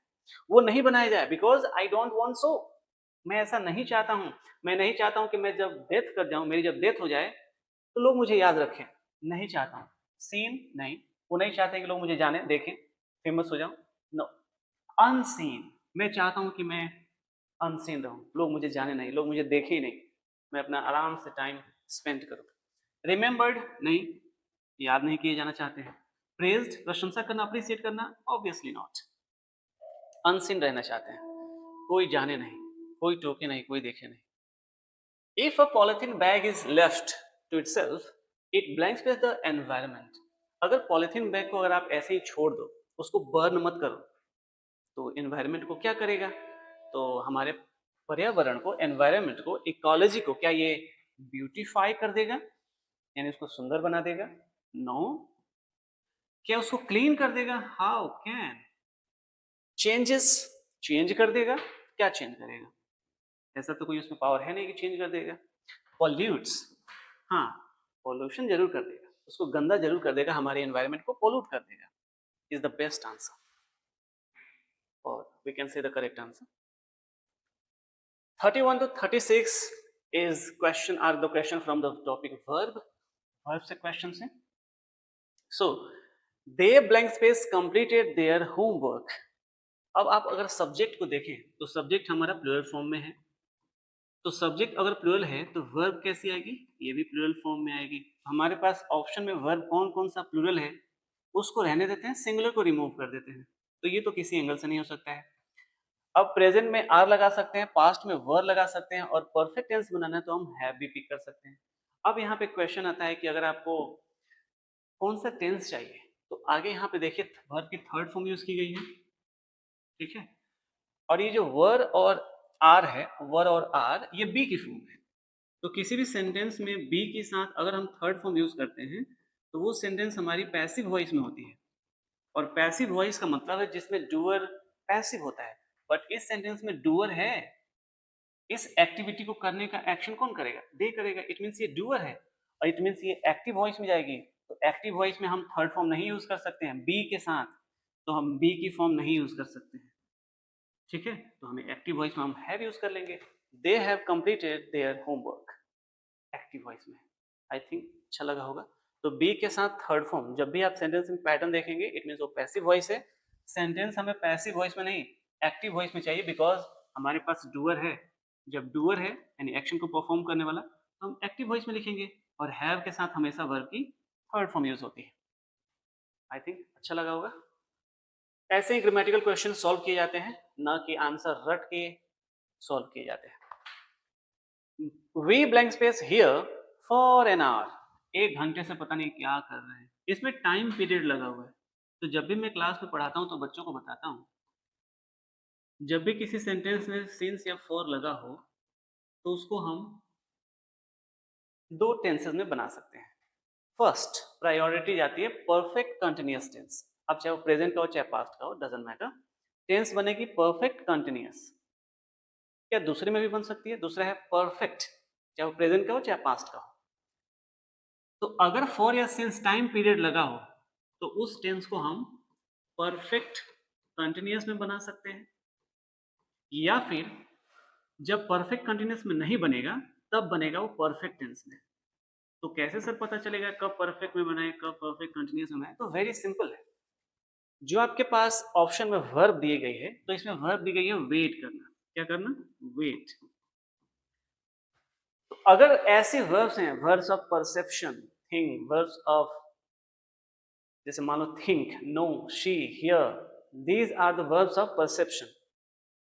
रिमेंबर, लव, हेट, इन वर्ब्स की हम कंटिन्यूअस टेंस नहीं बना सकते, बिकॉज इनका प्रोग्रेस नहीं दिखाया जा सकता, इसका कंटिन्यूअस फॉर्म नहीं दिखाया जा सकता है, इसमें प्रोसेस नहीं हो सकता है। For example, I love you और I do not love you, ये हो सकता है। We can't say I am loving you, I am hating you, I am seeing you, I am hearing you, I am remembering her, no. I am knowing you, no. I know you, I don't know you, I remember it, I don't remember it. तो आप तो simple present में या फिर perfect में बना सकते हैं। तो अगर किसी वर्ब की आईएनजी फॉर्म नहीं बन सकती है तो फिर हम कंटिन्यूअस टेंस नहीं बना सकते, इट मींस परफेक्ट कंटिन्यूअस में नहीं बनेगा, तब उसको हम बनाएंगे परफेक्ट में। तो हमारे पास जो वर्ब है ऑप्शन में, इस वर्ब का प्रोग्रेस बन सकता है, बिकॉज ये वर्ब में एक्शन दिखाया जा सकता है। लव का एक्शन नहीं दिखाया, हेट का एक्शन नहीं दिखाया, नो एक्शन नहीं दिखाना पॉसिबल है, प्रोग्रेस नहीं दिखा सकते। That's why we can't use continuous tense. तो इसमें कंटिन्यूअस है तो कहाँ कैसे बनेगा, प्रोग्रेस तो दिखेगा नहीं। तो हम परफेक्ट कंटिन्यूअस में उसको न बना के थोड़ा पीछे जाएंगे और उसको परफेक्ट में बना देंगे। ठीक है, तो जब भी ऐसे कंडीशन आए फॉर और सिंस, तो आप ध्यान रखेंगे दो tense, perfect continuous and perfect. तब आप वर्ब को देखेंगे, अगर उस वर्ब का एक्शन कंटिन्यूअस दिखाया जा सकता है, प्रोग्रेस दिखाया जा सकता है, choose the perfect continuous tense, if not choose the perfect tense. So wait का तो प्रोसेस दिखाया जा सकता है, 2 घंटे से वेट कर रहा है अभी तक नंबर नहीं आया, तो फिर हम परफेक्ट कंटिन्यूअस टेंस ही बनाएंगे। और परफेक्ट का मतलब होता है हैव के साथ थर्ड फॉर्म परफेक्ट टेंस बनती है, और बी के साथ आईएनजी कंटिन्यूअस टेंस बनता है। ठीक है, हैव के साथ थर्ड फॉर्म ये बनती है परफेक्ट टेंस, और बी के साथ आईएनजी बनती है कंटिन्यूअस टेंस, तो हो गई perfect continuous. So D is the right answer. सबसे पहले वी वेट तो होगा नहीं, simple present, sorry we are waiting present continuous नहीं बना सकते बिकॉज में टाइम पीरियड लगा है। ये पास्ट कंटिन्यूअस भी नहीं बन सकता, कंटिन्यूअस नहीं बनेगा, परफेक्ट कंटिन्यूअस और perfect tense. Okay, move on करते हैं।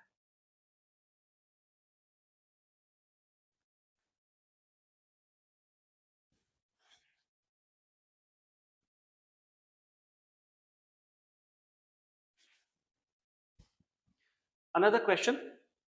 She blank space so effortlessly. She sings so effortlessly. She had singing. First of all answer को एनालाइज करते हैं। सिंग्स वर्ब अपने आप में सही है, हैव के साथ थर्ड फॉर्म यूज होती है, ये भी ऑप्शन ठीक है। डिड डू ऑक्सिलरी के बाद हमेशा वर्ब की फर्स्ट फॉर्म यूज होती है, संग इज द थर्ड फॉर्म, ये ऑप्शन ही गलत है। हैड के साथ वर्ब की फोर्थ फॉर्म नहीं थर्ड फॉर्म यूज होती है, तो ये ऑप्शन गलत है। तो जब ऑप्शन गलत है तो उसमें दिमाग क्यों लगाना है, उसको पहले एलिमिनेट कर दीजिए।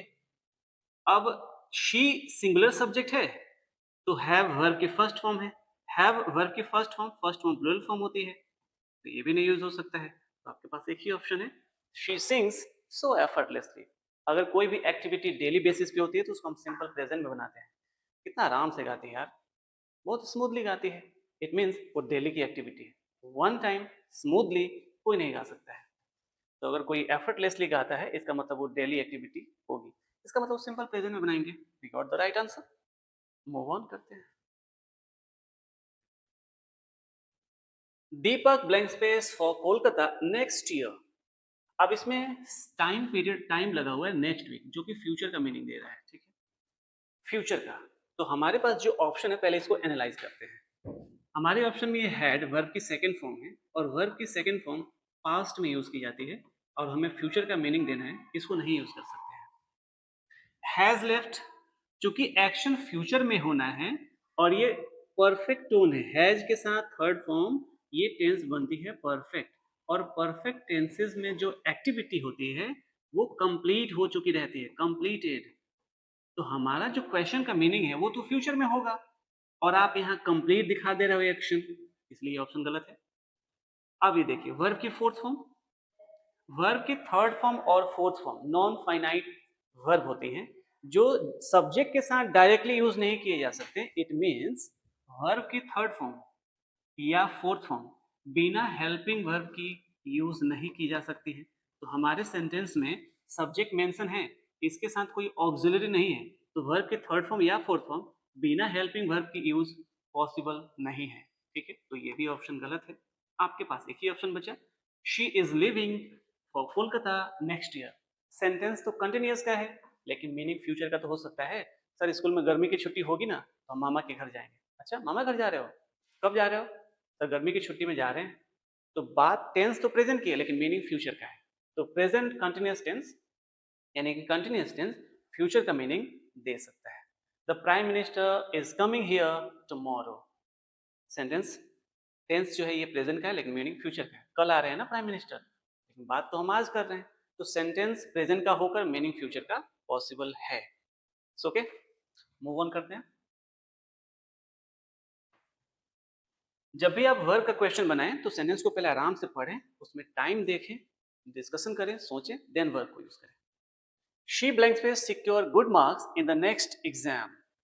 अब इस सेंटेंस में भी अगर हम टाइम की बात करें तो क्या कह रहा है, in the next exam, it means ये फ्यूचर का टाइम है, और जब भी फ्यूचर का टाइम होगा तो ये पास्ट में नहीं बनेगा। तो अगर आपके ऑप्शन में पास्ट का ऑप्शन है तो उसको रिमूव कर दीजिए। वॉज पास्ट है, हैड पास्ट है, वर्ब की सेकंड फॉर्म है, नहीं यूज कर सकते हैं। अब देखिए, ये वर्ब की फर्स्ट फॉर्म है और ये प्लूरल होती है, सब्जेक्ट हमारा सिंगुलर है, तो हम प्लूरल वर्ब नहीं यूज करेंगे। ऑप्शन ठीक है, she will secure good marks. Secure का मतलब होता है निश्चित कर लेना, सर्टेन कर लेना कि हाँ भाई अच्छे मार्क्स आएंगे। सी विल सिक्योर। मूव ऑन करते हैं। Never never blank space in when. तो सबसे पहले इसका मीनिंग क्या होता है, तो इन वेन का मतलब होता है जो खराब हो जाना, बेकार हो जाना, यूजलेस हो जाना। ठीक है, यूजलेस आप लिख सकते हो। तो जो लेबर होता है, लेबर मेहनत। अच्छा, यहां से मैं आपको दो चीजें बताने की कोशिश करूंगा जो कि हम गलत प्रोनाउंस करते हैं और बोलते भी हैं और यूज भी करते हैं। There is a word labour. English में लेबर वर्ब भी है और नाउन भी है। ठीक है, लेबर मेहनत करना as a verb. He labours hard, कठिन मेहनत करता है एज अ वर्ब। अगर ये नाउन है तो वो एब्स्ट्रैक्ट नाउन है। Labour never goes in when, मेहनत कभी बेकार नहीं जाती है, मेहनत रंग लाती है। तो मेहनत यहाँ पे एब्स्ट्रैक्ट नाउन है, वाचक संज्ञा है, कॉमन नाउन नहीं है। तो हम जनरली क्या गड़बड़ी करते हैं, क्या मेस अप करते हैं कि हेलो ठेकेदार साहब, अभी तक लेबर नहीं आए हैं। लेबर नहीं आए हैं मतलब वो आदमी जो काम करने वाले हैं वो लोग नहीं आए हैं, इसका मतलब हम तो कॉमन नाउन की बात कर रहे हैं। तो हम गलती से यही बोलते हैं कि लेबर नहीं आए हैं। भाई एब्स्ट्रैक्ट नाउन कैसे आ सकता है, कॉमन नाउन पर्सन होता है ना, वो ना आएगा। तो लेबर नहीं, अगर इसको कॉमन नाउन की तरह बिहेव कराना है तो आपको करना होगा लेबरर, ईयर लगा देंगे तब ये कॉमन नाउन बन जाएगा। जैसे टीच से टीचर, वैसे ही लेबर वर्ब से ईयर लगा देंगे तो लेबरर बन जाएगा। लेबरर नहीं आए हैं बोलिएगा तो ठेकेदार बोलेगा ये कौन है। तो लेबरर कॉमन नाउन होता है, ठीक है, जबकि हम लोग लेबर बोलते हैं, गलत है। अब आते हैं ऑप्शन में। लेबर एब्स्ट्रैक्ट नाउन है और एब्स्ट्रैक्ट नाउन अनकाउंटेबल होता है। अनकाउंटेबल नाउन के साथ हम वर्ब सिंगुलर यूज करते हैं। ठीक है, अब सिंगुलर वर्ब इसमें कौन नहीं है उसको पहले हटा दीजिए। तो पास्ट में हमें नहीं चाहिए, ठीक है, ये भी सिंगुलर है, ये भी सिंगुलर है। पहले सिंगुलर की बात करते हैं, उसके बाद फिर हम टेंस देखेंगे। चलिए, ये आपकी हेल्पिंग वर्ब होती है, मॉडल वर्ब। मॉडल वर्ब के बाद हमेशा वर्ब की फर्स्ट फॉर्म यूज होती है, थर्ड फॉर्म नहीं। गलत ऑप्शन दिया है। हैज के साथ वर्ब की हमेशा थर्ड फॉर्म यूज होती है, सेकंड फॉर्म दिया है, गलत ऑप्शन है। डीड के साथ वर्ब की फर्स्ट फॉर्म आती है, यानी डू ऑक्सिलरी के बाद हमेशा वर्ब की फर्स्ट फॉर्म आती है, दैट्स करेक्ट। लेकिन लेबर जो होती है कभी बेकार नहीं जाती है, ये यूनिवर्सल ट्रूथ है। और कोई भी यूनिवर्सल ट्रूथ स्टेटमेंट हमेशा सिंपल प्रेजेंट में लिखी जाती है। For example, honesty is the best policy, honesty is not was the best policy. Another example, the earth moves around the sun, not the earth moved around the sun, क्योंकि daily activity होती है और जो activity daily होती है उसको हम simple present में बनाते हैं। तो हमारा आंसर होगा labour never goes in when. I think यहां से हम लोग बहुत कुछ सीखे होंगे। मूव ऑन करते हैं next question. Correct spelling choose करना है। तो वर्ड पावर बहुत इंपॉर्टेंट होता है और वर्ड पावर में कोई रूल रेगुलेशन तो होता नहीं है। जो प्रैक्टिस जितना करेगा, जितनी राइटिंग करेगा, जितना रीडिंग करेगा, वर्ड पावर अपने आप दिमाग में सेट हो जाता है, बैठ जाता है प्रैक्टिस के थ्रू, नॉट मेमोराइजेशन। मेमोराइजेशन करिएगा भूल जाइएगा। तो ऑप्शन क्या है उसके अकॉर्डिंग हमें माइंड में वर्ड सोचना होता है। Weather weather weather weather. अब वेदर का स्पेलिंग पूछा है तो वेदर कई तरीके के होते हैं, तो हम यहाँ से तीन वर्ड सीखेंगे। First weather. वेदर जो आपका सबसे पहले ये है मौसम वाला, ये लिख देता हूँ वेदर। तो वेदर रिपोर्ट डेली आती है, आज कितना टेम्परेचर रहेगा, बारिश होगी कि नहीं, वेदर। एक और वेदर होता है, तो ये वेदर नाउन होता है, okay, WHETHER. This is also pronounced weather. That is not a noun or verb. This is conjunction. Whether you are coming or not. Whether or, whether की pairing और के साथ, तो ये conjunction है। एक और वर्ड होता है WHITHER. This is a verb that means मुरझा जाना, फेड अवे हो जाना। जैसे कलर फेड होता है, फ्लावर अगर आप प्लग कर दिए, तोड़ दिए, कुछ देर बाद वो कैसा हो जाएगा, मुरझा जाएगा। उसको कहते हैं विदर होना। Beauty will be withered away. Beauty एक दिन खत्म हो जाएगी, विदर हो जाएगी, मुरझा जाएगी। तो weather is a verb, whether conjunction weather noun. इन दोनों का साउंड सेम है, इसका थोड़ा सा अलग है, विदर एंड दिस इज वेदर। तो हमें कौन सा स्पेलिंग सही लग रहा है? WEATHER, वेदर, जो हमारा नाउन होता है, ये सही है। बाकी ऑप्शन गलत है। मूव ऑन करते हैं। Next word is liberty.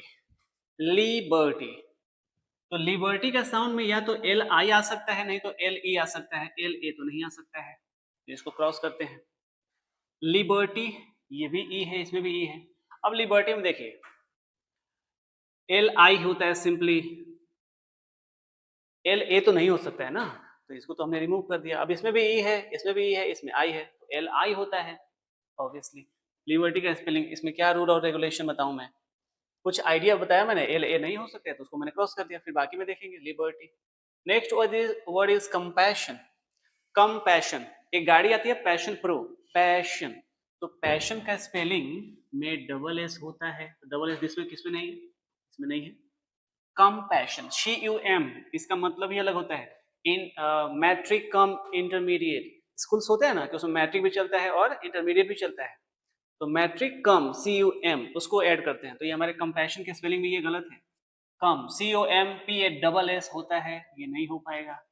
Compassion COMPASSION, this is the correct spelled word. Next word is modernity. Modernity, तो भाई ये वर्ड बनेगा किससे? मॉडर्न से, MODERN, modern.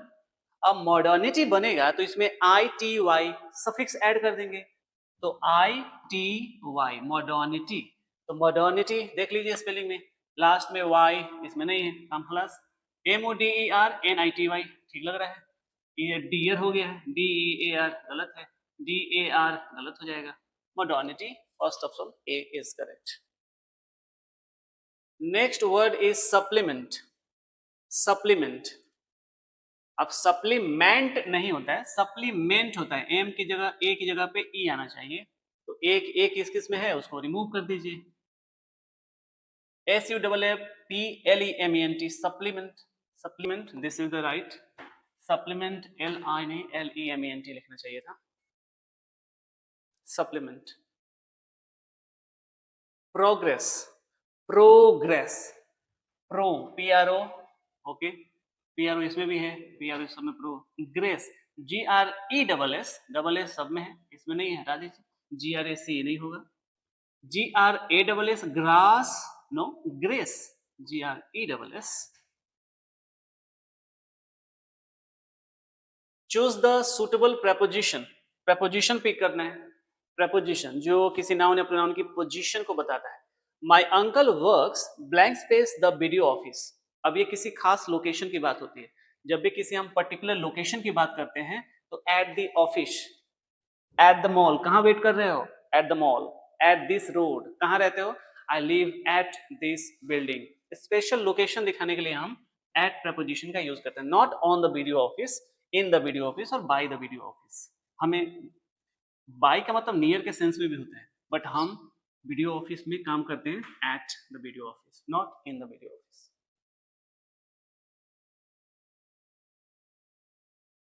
Okay, is that lady senior blank space you? Senior than, senior to, senior with, senior by. तो English में कुछ ऐसे वर्ड्स हैं जिसको हम डिग्री में पढ़ते हैं। Senior, junior, prefer, prior, superior, inferior, ये ऐसे वर्ड्स हैं जिनके साथ हम देन नहीं, टू यूज करते हैं। Senior to, he is senior to me, I am junior to him, not senior than me. ठीक है, इसका खास ध्यान रखेंगे, डिग्री में ये पढ़ना होता है।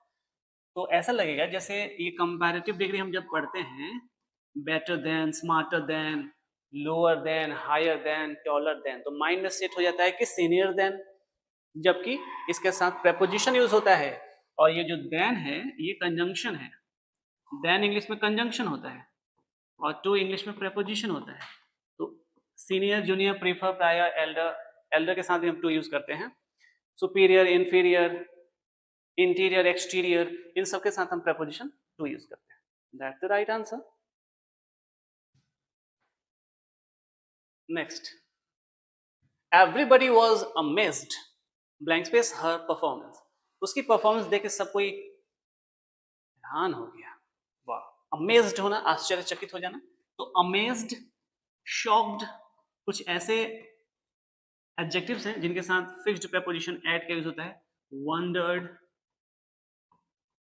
सरप्राइज्ड, इसको नोट कर लीजिएगा। इन सब एडजेक्टिव के साथ हम preposition एट यूज करते हैं। I was shocked at, I was wondered at, I was surprised at, I was amazed at, I was bewildered with। इन सब का मतलब होता है चौंक जाना, आश्चर्यचकित हो जाना इन द सेंस at। इन सब के साथ हम preposition at यूज करते हैं, not from or to or by। I was shocked at his behavior, मैं उसके बिहेवियर से चौंक गया, सरप्राइज्ड हो गया। आराम से आराम से। Next, he was accused blank space murder। accused, इसके साथ फिक्स्ड preposition यूज होता है of। where is the of? I was accused of murder, no no no, he was accused of murder। accused of, afraid of, fixed preposition है, इसमें कोई rule और regulation तो है नहीं। ये कुछ ऐसे फिक्स्ड preposition है जिसका आपकी प्रैक्टिस करनी होती है। एडजेक्टिव के साथ ये preposition आते हैं, इन वर्ब्स के साथ ये preposition आते हैं, तो उनकी प्रैक्टिस करनी होगी, ठीक है। और कुछ ऐसे preposition है जिसका यूज हम लोग पढ़ते हैं, उसको अप्लाई कर सकते हैं। जैसे फिक्स्ड टाइम और लोकेशन दिखाने के लिए हम एट यूज कर सकते हैं। The train departs at this time, my birthday was on this day। ये फिक्स्ड है, दिन के लिए हम डे यूज ऑन यूज कर लेंगे, किसी डे के लिए।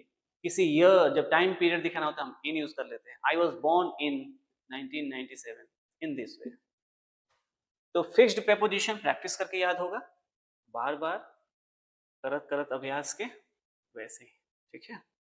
Move on. No one wants to play blanks him. भाई उसके साथ कोई नहीं खेलना चाहता। हिंदी में भी यही बोलते हैं, I don't want to play with you. With you, okay. I don't want to play with him, मैं उसके साथ नहीं खेलना चाहता हूं। Don't want to play with somebody, तो प्ले विद समबडी होता है, simply play with somebody. Next question, never rely, इसको क्या प्रोनाउंस करेंगे? रिलाई। रिलाई का मतलब होता है भरोसा करना। बैंक ऑन, ये सब याद रखिएगा। बैंक ऑन का मतलब होता है भरोसा करना। काउंट ऑन, काउंट ऑन का भी मतलब होता है भरोसा करना। रिलाई ऑन, ठीक है। तो रिलाई ऑन का मतलब होता है भरोसा करना। तो never rely on a fair weather friend, ये तो एक एडियम भी होता है, फेयर वेदर फ्रेंड। अब देखो इसका लिटरल मीनिंग क्या है। लिटरल मीनिंग है कि जब अच्छा मौसम होता है तो सब कोई दोस्त बन जाता है। और अच्छा मौसम होने का मतलब अगर आप हेल्दी हैं, अगर आप सुखी हैं, रिच हैं, तो आपके बहुत सारे दोस्त बन जाएंगे। लेकिन जब आप मुसीबत में होंगे तो आपका कोई फ्रेंड नहीं रहेगा। तो फेयर वेदर फ्रेंड का मतलब अच्छे टाइम में अगर कोई आपका दोस्त बन जाए, इसका मतलब he is a fair weather friend. मतलब जब आपके पास अच्छा टाइम होगा, अच्छे पैसे होंगे, तो दोस्त बन जाएगा। तो फेयर वेदर फ्रेंड से बचना चाहिए। तो अगर कोई फेयर वेदर फ्रेंड है तो भाई उस पर ट्रस्ट नहीं करो। ट्रस्ट ऑन भी होता है, ट्रस्ट समबडी होता है सिंपली, तो rely on.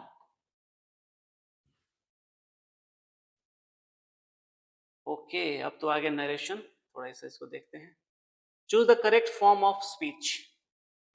They said we shall meet you tomorrow.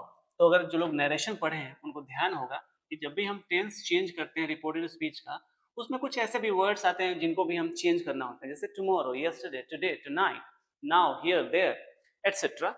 तो टुमारो जब चेंज होगा तो ये किस वर्ड में चेंज होगा? ऑब्वियसली द फॉलोइंग डे और द नेक्स्ट डे।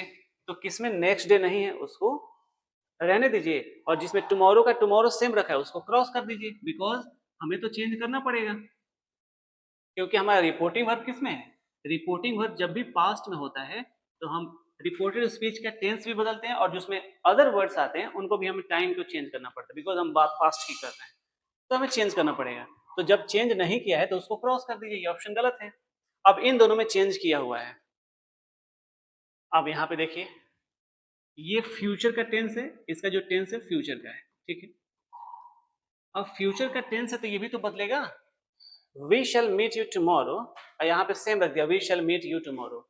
यहाँ पे जो प्रोनाउन है यू, इसको भी नहीं चेंज किया है, यहाँ नहीं चेंज किया है। तो प्रोनाउन तो हमेशा चेंज होते हैं, चाहे रिपोर्टिंग वर्ब पास्ट में हो, प्रेजेंट में या फ्यूचर हो। अगर प्रोनाउन नहीं चेंज हुआ इट मींस गलत है।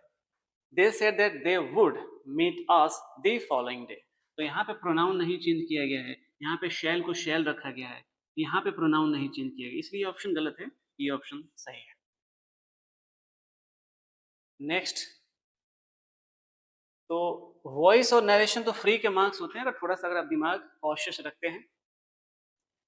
मोहित सेड टू मी, जब भी नरेशन बनाते हैं तो आप रिपोर्टिंग वर्ब को देखें, तो रिपोर्टिंग वर्ब पास्ट में है, इसका मतलब कोटेशन मार्क के अंदर रिपोर्टेड स्पीच जो सेंटेंस दिया गया है इसका पूरा टेंस बदलेगा, ठीक है। और अगर कोई अनदर वर्ड आया जैसे टाइम मेंशन करने के लिए, जब भी अभी आया था टुमारो, यस्टरडे, टुडे, जो भी टाइम आता है इसको भी बदलना होता है। अब जो आपका रिपोर्टेड स्पीच है ये पास्ट टेंस है, वर्ब की सेकंड फॉर्म यूज की गई है, वाज वर्ब की सेकंड फॉर्म है, तो ये पास्ट टेंस है। तो पास्ट टेंस में ये सिंपल है, तो सिंपल पास्ट किस में चेंज होता है? सिंपल पास्ट चेंज होता है पास्ट परफेक्ट में, ठीक है। तो आपके ऑप्शन में जो सेंटेंस पास्ट परफेक्ट में बना होगा वही ऑप्शन सही है। और परफेक्ट टेंस बनता कैसे है? तो पास्ट का मतलब है हैड, यानी हैव की सेकंड फॉर्म पास्ट हो गई, और परफेक्ट का मतलब होता है वर्ब की थर्ड फॉर्म। तो हैव हैड के साथ थर्ड फॉर्म किस ऑप्शन में नहीं है पहले उसको हटा दीजिए। तो ये सेम रखा है, ये ऑप्शन ही गलत है। इसमें हैड है, ठीक है, इसमें नहीं चेंज किया है, ये ऑप्शन गलत है। अब इसमें भी हैड है, इन दोनों को देखते हैं। तो हमारे सेंटेंस में नॉट है, इसमें भी नॉट है, इसमें भी नॉट है, ओके। क्या प्रोनाउन चेंज किया है? क्या प्रोनाउन सब में चेंज हुआ है? तो प्रोनाउन के एंगल से अब देख लेते हैं। यहाँ पे आपका ऑप्शन में आई फर्स्ट पर्सन, सब्जेक्ट के अकॉर्डिंग चेंज हो जाएगा, ही हो जाएगा, ठीक है। तो यहाँ पे भी ही है और यहाँ पे आई रखा है, ध्यान दीजिएगा। यहाँ पे आई है फर्स्ट पर्सन सब्जेक्ट के अकॉर्डिंग चेंज होता है, तो मोहित के लिए हम प्रोनाउन क्या यूज करेंगे? ही यूज करेंगे। तो यहाँ पे ऑप्शन में ही है, यहाँ पे आई रखा है, तो ये गलत है, ये प्रोनाउन नहीं चेंज किया है, हो गया, ये ऑप्शन गलत, ये दोनों गलत, तो आपको आंसर मिल गया सही। मूव ऑन करते हैं। Number 51, the leader said to the gang we have to execute our plan. Reporting verb past में है, टेंस बदलेगा, प्रोनाउन बदलेगा, जो भी टाइम है वो भी चेंज होगा। तो देख लेते हैं कहाँ कहाँ पे चेंज नहीं हुआ है।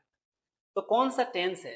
सब्जेक्ट हैव और ये आपकी मेन वर्ब है, इन्फिनेटिव है, तो ये आपकी प्रेजेंट है, प्रेजेंट में ये सिंपल है, present simple.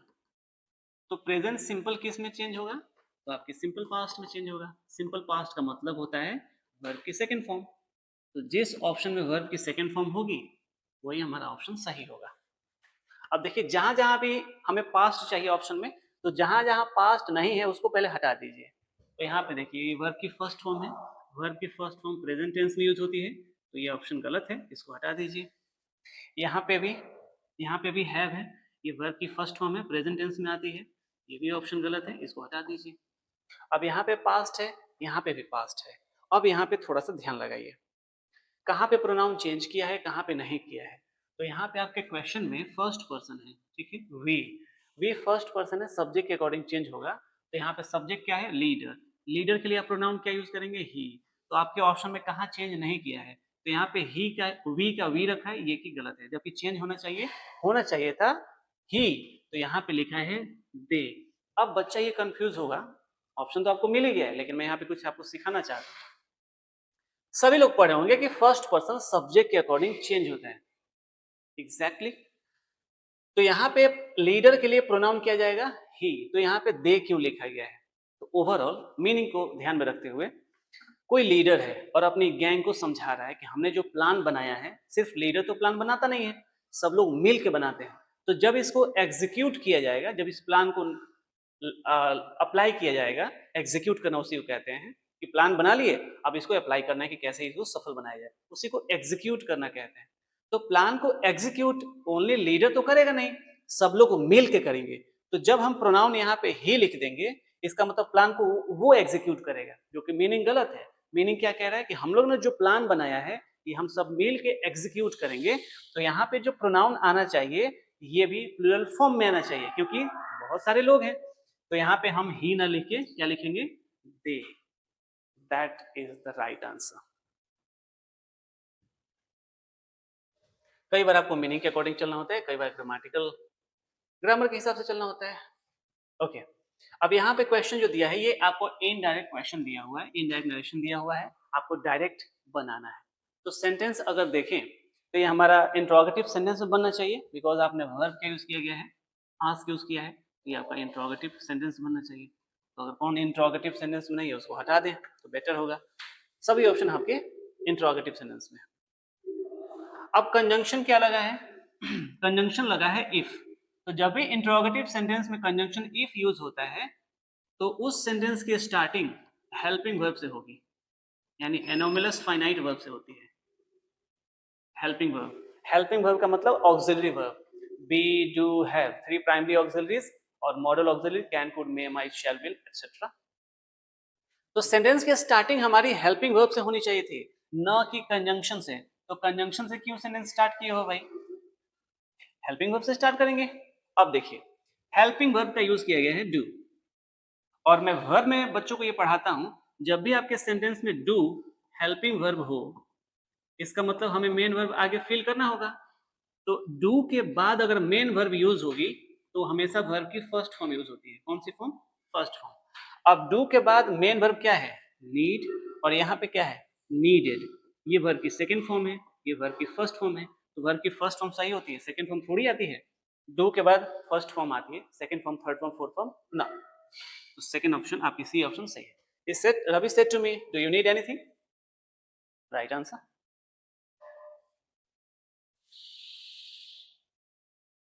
Another question. Direct speech हमें चूज करना है। The child requested the man to open the gate. यहाँ पे वर्ब यूज की गई है रिक्वेस्टेड, और रिक्वेस्टेड है इसका मतलब रिक्वेस्ट दिखाने वाले जो सेंटेंस होते हैं वो इम्पेरेटिव सेंटेंस होते हैं। कौन सा सेंटेंस, इम्पेरेटिव। और इम्पेरेटिव सेंटेंस की जो स्टार्टिंग होती है वो वर्ब की फर्स्ट फॉर्म से होती है। तो आपके ऑप्शन कौन से वर्ब से स्टार्ट नहीं हुआ है उसको हटा दीजिए। 1 मिनट, थोड़ा सा इसको अबव करते हैं। आई थिंक दिख रहा होगा, विजिबल होगा। तो ये भी वर्ब की फर्स्ट फॉर्म से स्टार्ट हुआ है, ये भी स्टार्ट हुआ है, ये नहीं स्टार्ट हुआ है, ये गलत ऑप्शन दिया है। प्लीज ओपन द गेट, और यहाँ पे प्लीज एडेड नहीं है।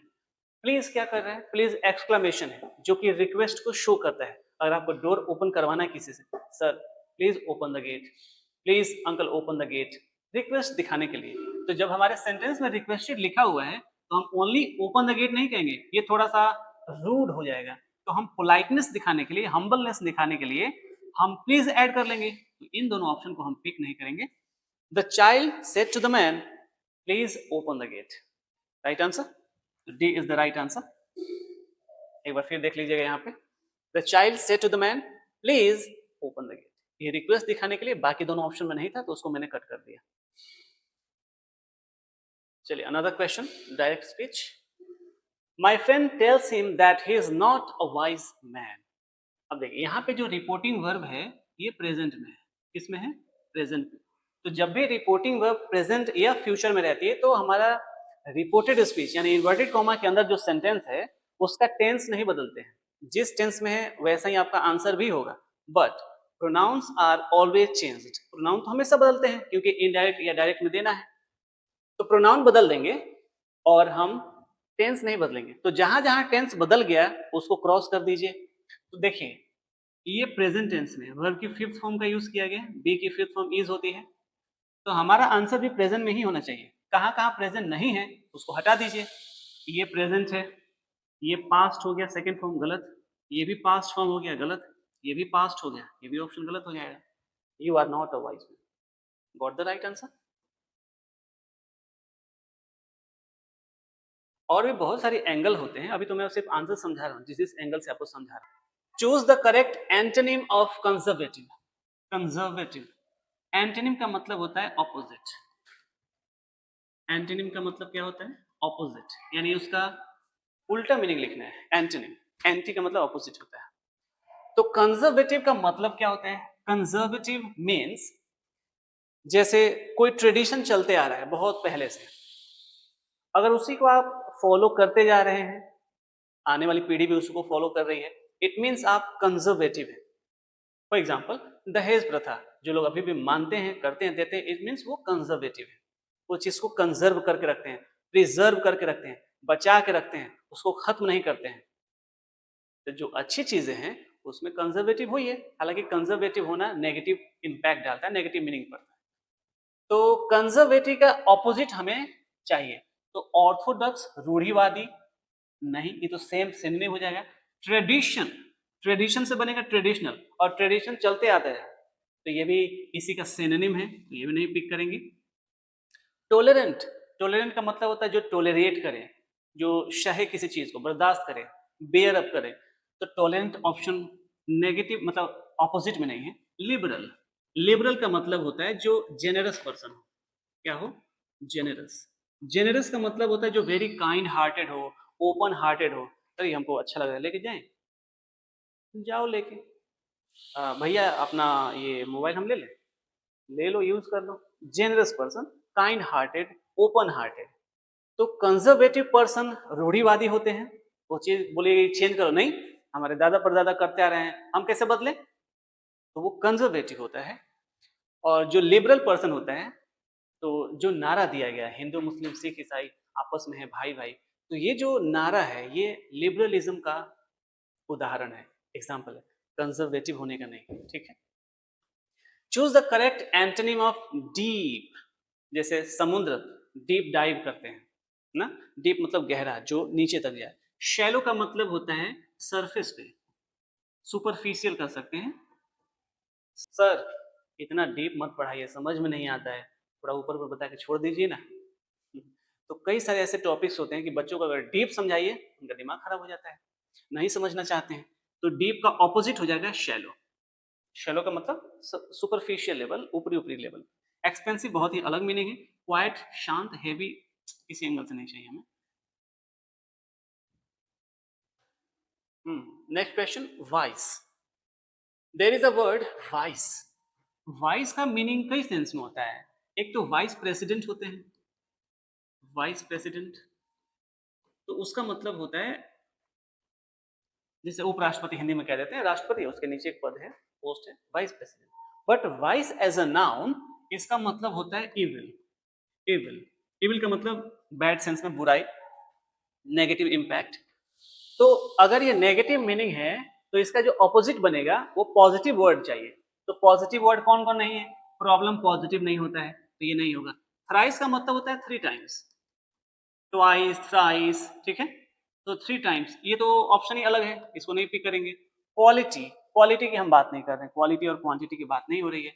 वर्च्यू, वर्च्यू का मतलब होता है गुड क्वालिटी, जैसे किसी पर्सन के अंदर वर्च्यू है, वो इंटेलिजेंट है, काइंड है, इट मीन्स वो वर्चुअस है, ये पॉजिटिव क्वालिटी हो गई। तो वर्च्यू होना अच्छी बात है, बुराई और वर्च्यू हो गया सद्गुण, गुण, क्वालिटी एक्सेट्रा। मूव ऑन करते हैं next word. Next word is brief. अब ब्रीफ का हमें सिनोनिम बताना है। सिनोनिम का मतलब होता है having same meaning, having same meaning. अगर किसी दो वर्ड के मीनिंग ऑलमोस्ट सेम है तो उसको हम सिनोनिम कहते हैं, समानार्थी शब्द हिंदी में कहते हैं। तो ब्रीफ का मतलब होता है शॉर्ट। जैसे हम लोग जब लिटरेचर पढ़ते हैं ना, तो उसमें लिखा होता है आंसर द क्वेश्चंस ब्रीफली, यानी संक्षिप्त रूप में आंसर दीजिए, छोटे में, ज्यादा लेंदी मत लिखिए, 1-2 लाइन में लिख के आंसर दे दीजिए। तो ब्रीफ का मतलब होता है शॉर्ट। तो इसका आंसर क्या हो जाएगा, ग्रीफ का मतलब होता है दुख, शौरो। ये तो अलग वर्ड है, वो राइम कर दिया तो बच्चों को लगेगा कंफ्यूज करने के लिए दिया है। तो ग्रीफ का मतलब होता है दुख, सौरो का भी मतलब होता है दुख। मॉडर्न, मॉडर्न का मतलब हो गया आधुनिक, इसको हम उसको न्यू कह सकते हैं, है ना, लेटेस्ट कह सकते हैं। तो ये तो बिल्कुल अलग ही मीनिंग हो गया।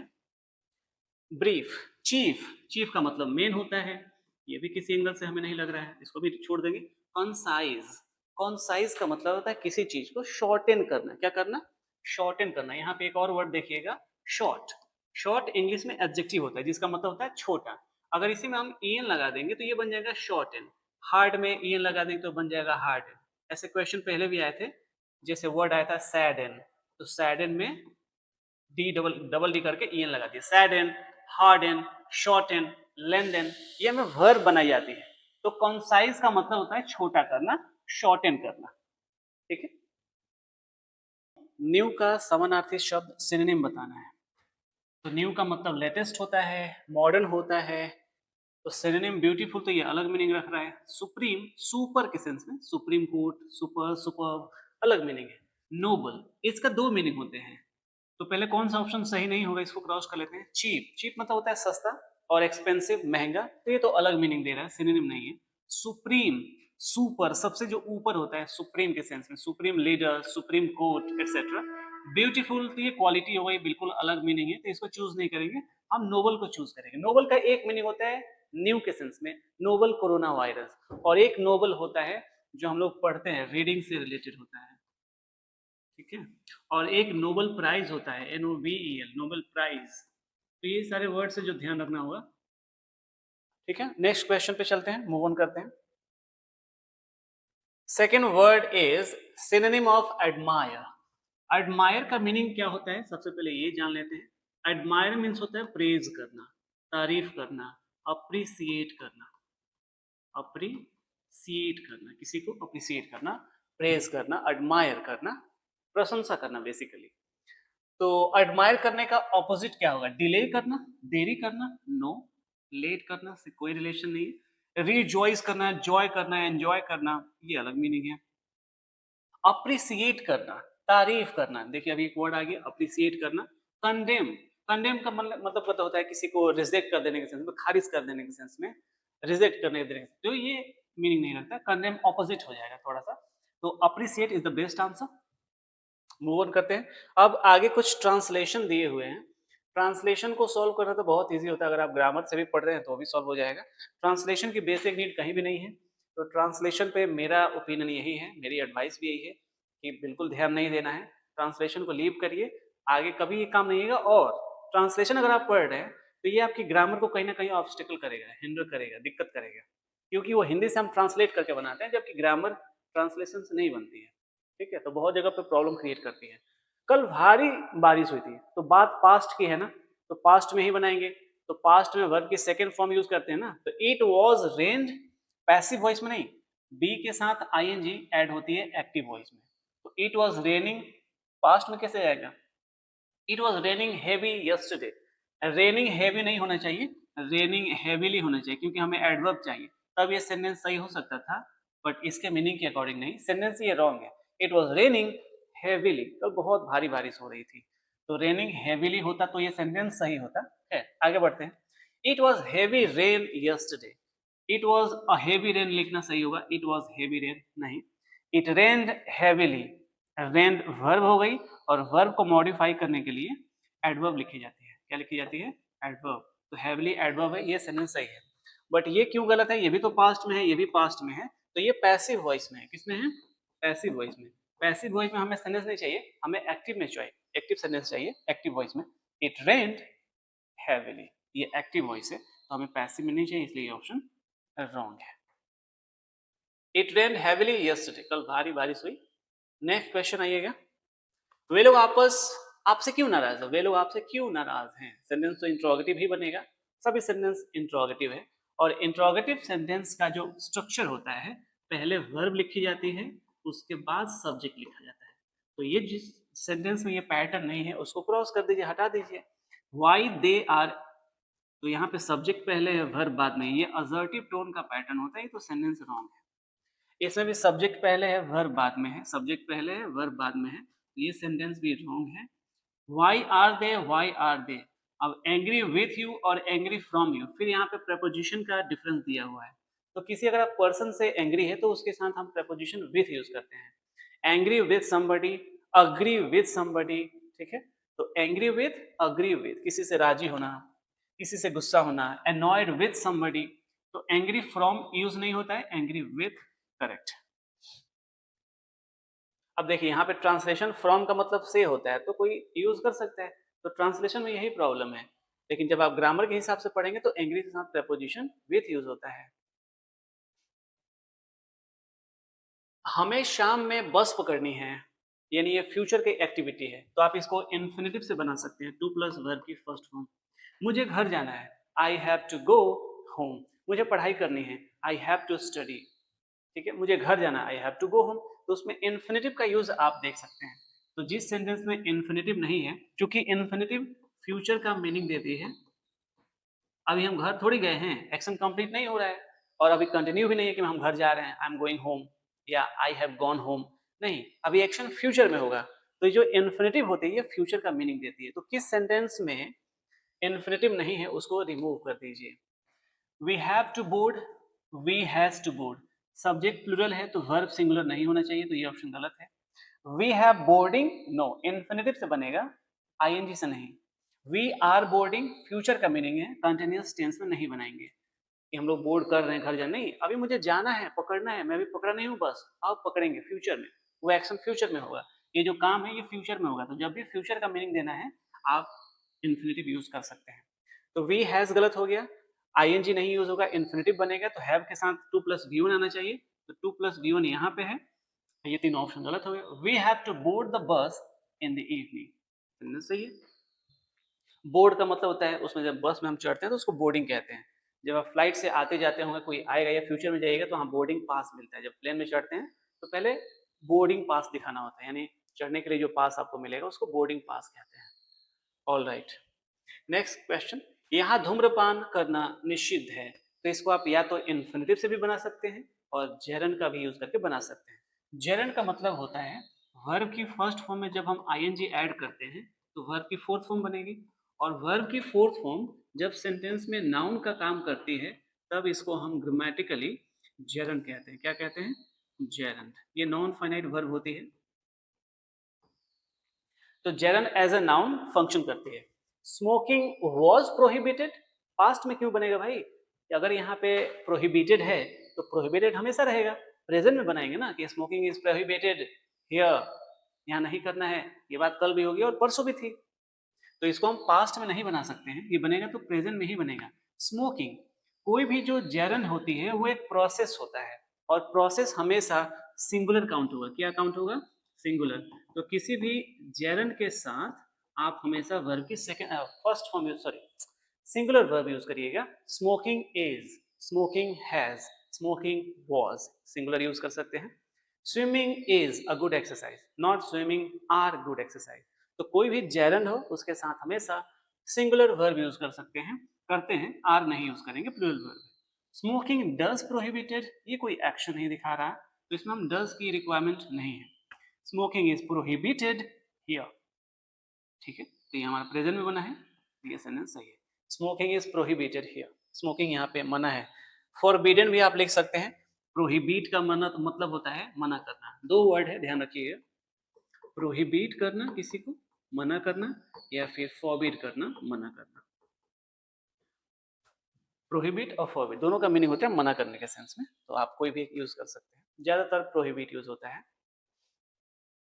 वह परीक्षा पास नहीं कर सका, अब इस सेंटेंस को पास्ट में ही बना पाएंगे, बिकॉज पास्ट की एबिलिटी शो करने के लिए जब हम लोग मॉडल वर्ब पढ़ते हैं ग्रामर में, तो पास्ट की एबिलिटी, क्षमता, कैपेसिटी दिखाने के लिए हम कुड का यूज करते हैं। He could pass the exam, it means वो नहीं कर सका, उसके अंदर एबिलिटी थी बट वो नहीं कर सका। I could drive a car, मैं गाड़ी चला सकता था बट मैं चलाया नहीं। I can drive a car, मैं कार चला सकता हूँ, मेरे अंदर वो एबिलिटी है, मुझे वो स्किल आती है। But I could drive a car, मैं गाड़ी चला सकता था, बट पास्ट की बात हो रही है। पास्ट की एबिलिटी शो करने के लिए हम मॉडल वर्ब कुड का यूज करते हैं, और आप प्रेजेंट में एबिलिटी दिखानी है तो आप कैन यूज करिए। I can do this, I can solve it, I can swim across the river, etcetera. He did not pass the exam, उसने एग्जाम पास नहीं किया, इसका मतलब उसके अंदर कि हम एबिलिटी की बात नहीं कर रहे हैं, तो हम उसको पास्ट में बनाएंगे, बट हम पास्ट की एबिलिटी दिखाना है। क्या दिखानी है? एबिलिटी, योग्यता, कि हाँ वो कर सकता था, उसके अंदर एबिलिटी थी, तो उसको दिखाने के लिए आप मॉडल वर्ब कुड का यूज करते हैं। तो हम डिड नॉट से इसको नहीं बनाएगा, हालांकि ऑप्शन ये भी गलत है, यहाँ देखेंगे तो जो जो डू ऑक्सिलरी है उसके बाद वर्ब की थर्ड फॉर्म यूज नहीं, वर्ब की फर्स्ट फॉर्म आती है, तो ये ऑप्शन गलत है। He can not, modal verb के बाद हमेशा वर्ब की फर्स्ट फॉर्म यूज की जाती है, ये भी ऑप्शन गलत है। ही डिड नॉट पास और ही कुड नॉट पास, ये दोनों सेंटेंस पास्ट में है, तो ये आपको कंफ्यूज करेगा, ये भी पास्ट में, ये भी पास्ट में, पर ध्यान रखिए जब भी आप पास्ट की एबिलिटी की बात करते हैं तो हम कुड यूज करते हैं, उसको सिंपल पास्ट में नहीं बनाएंगे। तो he could not pass the exam, ये ऑप्शन करेक्ट है, इसको नहीं बनाएंगे। 66 नंबर, कालिदास ने संस्कृत में काव्य रचा। ये भी हम पास्ट की बात कर रहे हैं, तो पास्ट में कौन सा सेंटेंस नहीं बना है उसको हटा दीजिए। तो ये जो आपकी आर है वर्ब की फिफ्थ फॉर्म में आती है, इज एम आर, इसको हटा दीजिए, प्रेजेंट में है, गलत है। कालिदास वॉज कंपोज्ड, अब ये सेंटेंस आपको एक्टिव वॉइस में चाहिए कि पैसिव में, अगर आप ध्यान रखेंगे तो। वैसे तो आपको देखिएगा तो ये भी पास्ट में नजर आएगा, ये भी पास्ट में नजर आएगा, ये भी पास्ट में नजर आएगा, बट तीनों में डिफरेंस क्या है? तब हमें ध्यान देना होता है कि हमें सेंटेंस एक्टिव वॉइस में चाहिए कि पैसिव वॉइस में, ये डिसाइड करता है सेंटेंस को, ठीक है, क्योंकि बी के साथ थर्ड फॉर्म भी आती है और फोर्थ फॉर्म भी आती है। तो आप यहाँ देखेंगे तो बी के साथ थर्ड फॉर्म यूज किया गया है, हैड के साथ थर्ड फॉर्म यूज किया गया है, और ये सिंपल पास्ट में बनाया गया है। तो जब सेंटेंस में एक्टिव वॉइस में चाहिए होता है तो हमारा डूअर एक्टिव मोड में होता है। इट मीन्स जो एक्शन हो रहा है, यानी एक्शन इसमें क्या है? काव्य को रचना, कंपोज करना। तो कंपोज करने की जो एक्टिविटी है वो डूअर करेगा, तो डूअर हमारे सेंटेंस के स्टार्टिंग में होगा, तो वो एक्टिव वॉइस में बनेगा। तो डूअर इसमें कौन है? कालिदास है। अब कालिदास एक्टिव वॉइस में बनेंगे तो उसके साथ बी के साथ थर्ड फॉर्म थोड़ी यूज करेंगे। पैसिव सेंटेंस में बी के साथ हम वर्ब की थर्ड फॉर्म लिखते हैं, तब ये सेंटेंस हमारा पैसिव बनता है। तो सेंटेंस में बी के साथ थर्ड फॉर्म या बी के साथ आईएनजी, ये तो प्रेजेंट में होगा तो इसको हटा ही दीजिए। बी के साथ थर्ड फॉर्म ये पैसिव हो गया, तो हम इसको नहीं यूज कर सकते हैं। हैड के साथ थर्ड फॉर्म ये पास्ट है, बट हम सिंपल पास्ट में यूज करेंगे, उसको परफेक्ट में नहीं बनाएंगे, तो ये ऑप्शन भी नहीं यूज कर सकते। Kalidasa composed poetry in Sanskrit, ये सेंटेंस हमारा सही है, option A is correct. Number 67, choose the correct voice. Voice भी ट्रांसफॉर्मेशन ऑफ सेंटेंस है, बहुत इजी है। सेंटेंस क्या है? द गर्ल्स ऑफ द सम। जब भी आप वॉइस बनाते हैं तो आपको सब्जेक्ट, वर्ब और ऑब्जेक्ट की नॉलेज होनी चाहिए। तो सेंटेंस के सब्जेक्ट कौन है? गर्ल, वर्ब क्या यूज की गई है? सॉल्व, और इसका ऑब्जेक्ट क्या है? वर्ब के साथ ऑब्जेक्ट आता है, तो ऑब्जेक्ट हो गया आपका सम। और जब इसका पैसिव वॉइस बनाइएगा तो जो आपके सेंटेंस का ऑब्जेक्ट है वो आपके न्यू सेंटेंस का सब्जेक्ट बनता है, बिकॉज अब हम सम की बात करते हैं। अब जो डूअर है सेंटेंस में उसको हम पैसिव मोड में रखेंगे, जो ऑब्जेक्ट है उसको हम एक्टिव मोड में रखते हैं। तो हमारा सेंटेंस द सम से स्टार्ट होना चाहिए, तो सेंटेंस द सम से यही नहीं स्टार्ट हुआ, इसको हटा दीजिए। और वैसे भी पैसिव वॉइस की पहचान क्या होती है? बी के साथ थर्ड फॉर्म, बी का मतलब है बी की form, is, am, are, was, were, been, be etcetera. तो बी के साथ थर्ड फॉर्म कौन नहीं है? तो हम सेंटेंस में अगर देखें तो इसमें बी की फॉर्म नहीं है, इज, एम, आर, वॉज, वर कहीं भी नहीं है, तो ये ऑप्शन गलत है। इसमें बी की फॉर्म है, इसमें भी बी की फॉर्म है, बट हमारा सेंटेंस द सम से स्टार्ट होना चाहिए था, इसलिए ये गलत हो गया। द सम, इसमें बी के साथ बी की फॉर्म है ही नहीं, थर्ड फॉर्म है लेकिन बी की फॉर्म नहीं है, तो ये हमारा पैसिव वॉइस में नहीं हो सकता है। यहाँ देखिए ये बी की फॉर्म है, बी की सेकंड फॉर्म है पास्ट, और ये थर्ड फॉर्म है। तो बी के साथ थर्ड फॉर्म अगर किसी सेंटेंस में आता है, वही सेंटेंस हमारा पैसिव वॉइस में होती है, इसलिए ये सेंटेंस सही है। ठीक है, बाकी कोई भी बी के साथ थर्ड फॉर्म नहीं है। मूव ऑन करते हैं 68 number, they have settled their account. ये भी सेंटेंस हमारा एक्टिव वॉइस में पैसिव पहचाना है, तो पैसिव बी के साथ थर्ड फॉर्म, सीधा बी के साथ थर्ड फॉर्म कहा नहीं है। तो अगर डी ऑप्शन को चेक करें तो इसमें भी बी के साथ थर्ड फॉर्म है, ठीक है, इसमें भी बी के साथ थर्ड फॉर्म है, इसमें भी बी के साथ थर्ड फॉर्म है, इसमें भी बी के साथ third form. It mean passive voice में तो है सब सेंटेंस। अब दूसरे एंगल से चेक करेंगे कि हमारे सेंटेंस का सब्जेक्ट क्या है। सब्जेक्ट क्या होना चाहिए? तो सेंटेंस का सब्जेक्ट है इसमें दे, सब्जेक्ट हो गया, ये आपकी वर्ब हो गई, और वर्ब के साथ ये आपका ऑब्जेक्ट हो गया जो नाउन है। तो देयर अकाउंट सेंटेंस का हमारे सब्जेक्ट होना चाहिए, तो किसमें नहीं है उसको रिमूव कर दीजिए। तो इसमें दे सब्जेक्ट है, इसमें भी दे सब्जेक्ट है, तो इन दोनों को रिमूव कर दीजिए। देयर अकाउंट इसमें भी है, देयर अकाउंट इसमें भी है। अब अकाउंट सिंगुलर है कि प्लूरल फॉर्म में है, ये आपको ध्यान रखना पड़ेगा। क्योंकि यहाँ पे सब्जेक्ट आपका प्लूरल फॉर्म में है तो अकाउंट भी तो ज्यादा होगा, ठीक है। एक आदमी थोड़ी है कि उसका एक ही अकाउंट होगा। They it means a lot of people. अब उनके अकाउंट एक नहीं हो सकते, उनके अकाउंट ज्यादा होंगे। इट मीन्स अकाउंट्स वहां पे प्लूरल फॉर्म में यूज किया जाएगा, न कि सिंगुलर फॉर्म में, तो हम हैज नहीं यूज कर सकते हैं। Their account have been settled, ठीक है, they have settled their account, they have settled their account. तो यहाँ पे अकाउंट्स अगर लिखा जाता तो अच्छा होता, अगर क्वेश्चन में अकाउंट्स लिखा होता तो ये और बेटर होता, बिकॉज क्लैरिटी मिल जाती है, बच्चों को कंफ्यूजन नहीं होता। देयर अकाउंट्स, तो अकाउंट्स बहुत सारे हैं तो उसको हम प्लूरल फॉर्म में यूज कर लेंगे, बेटर होगा।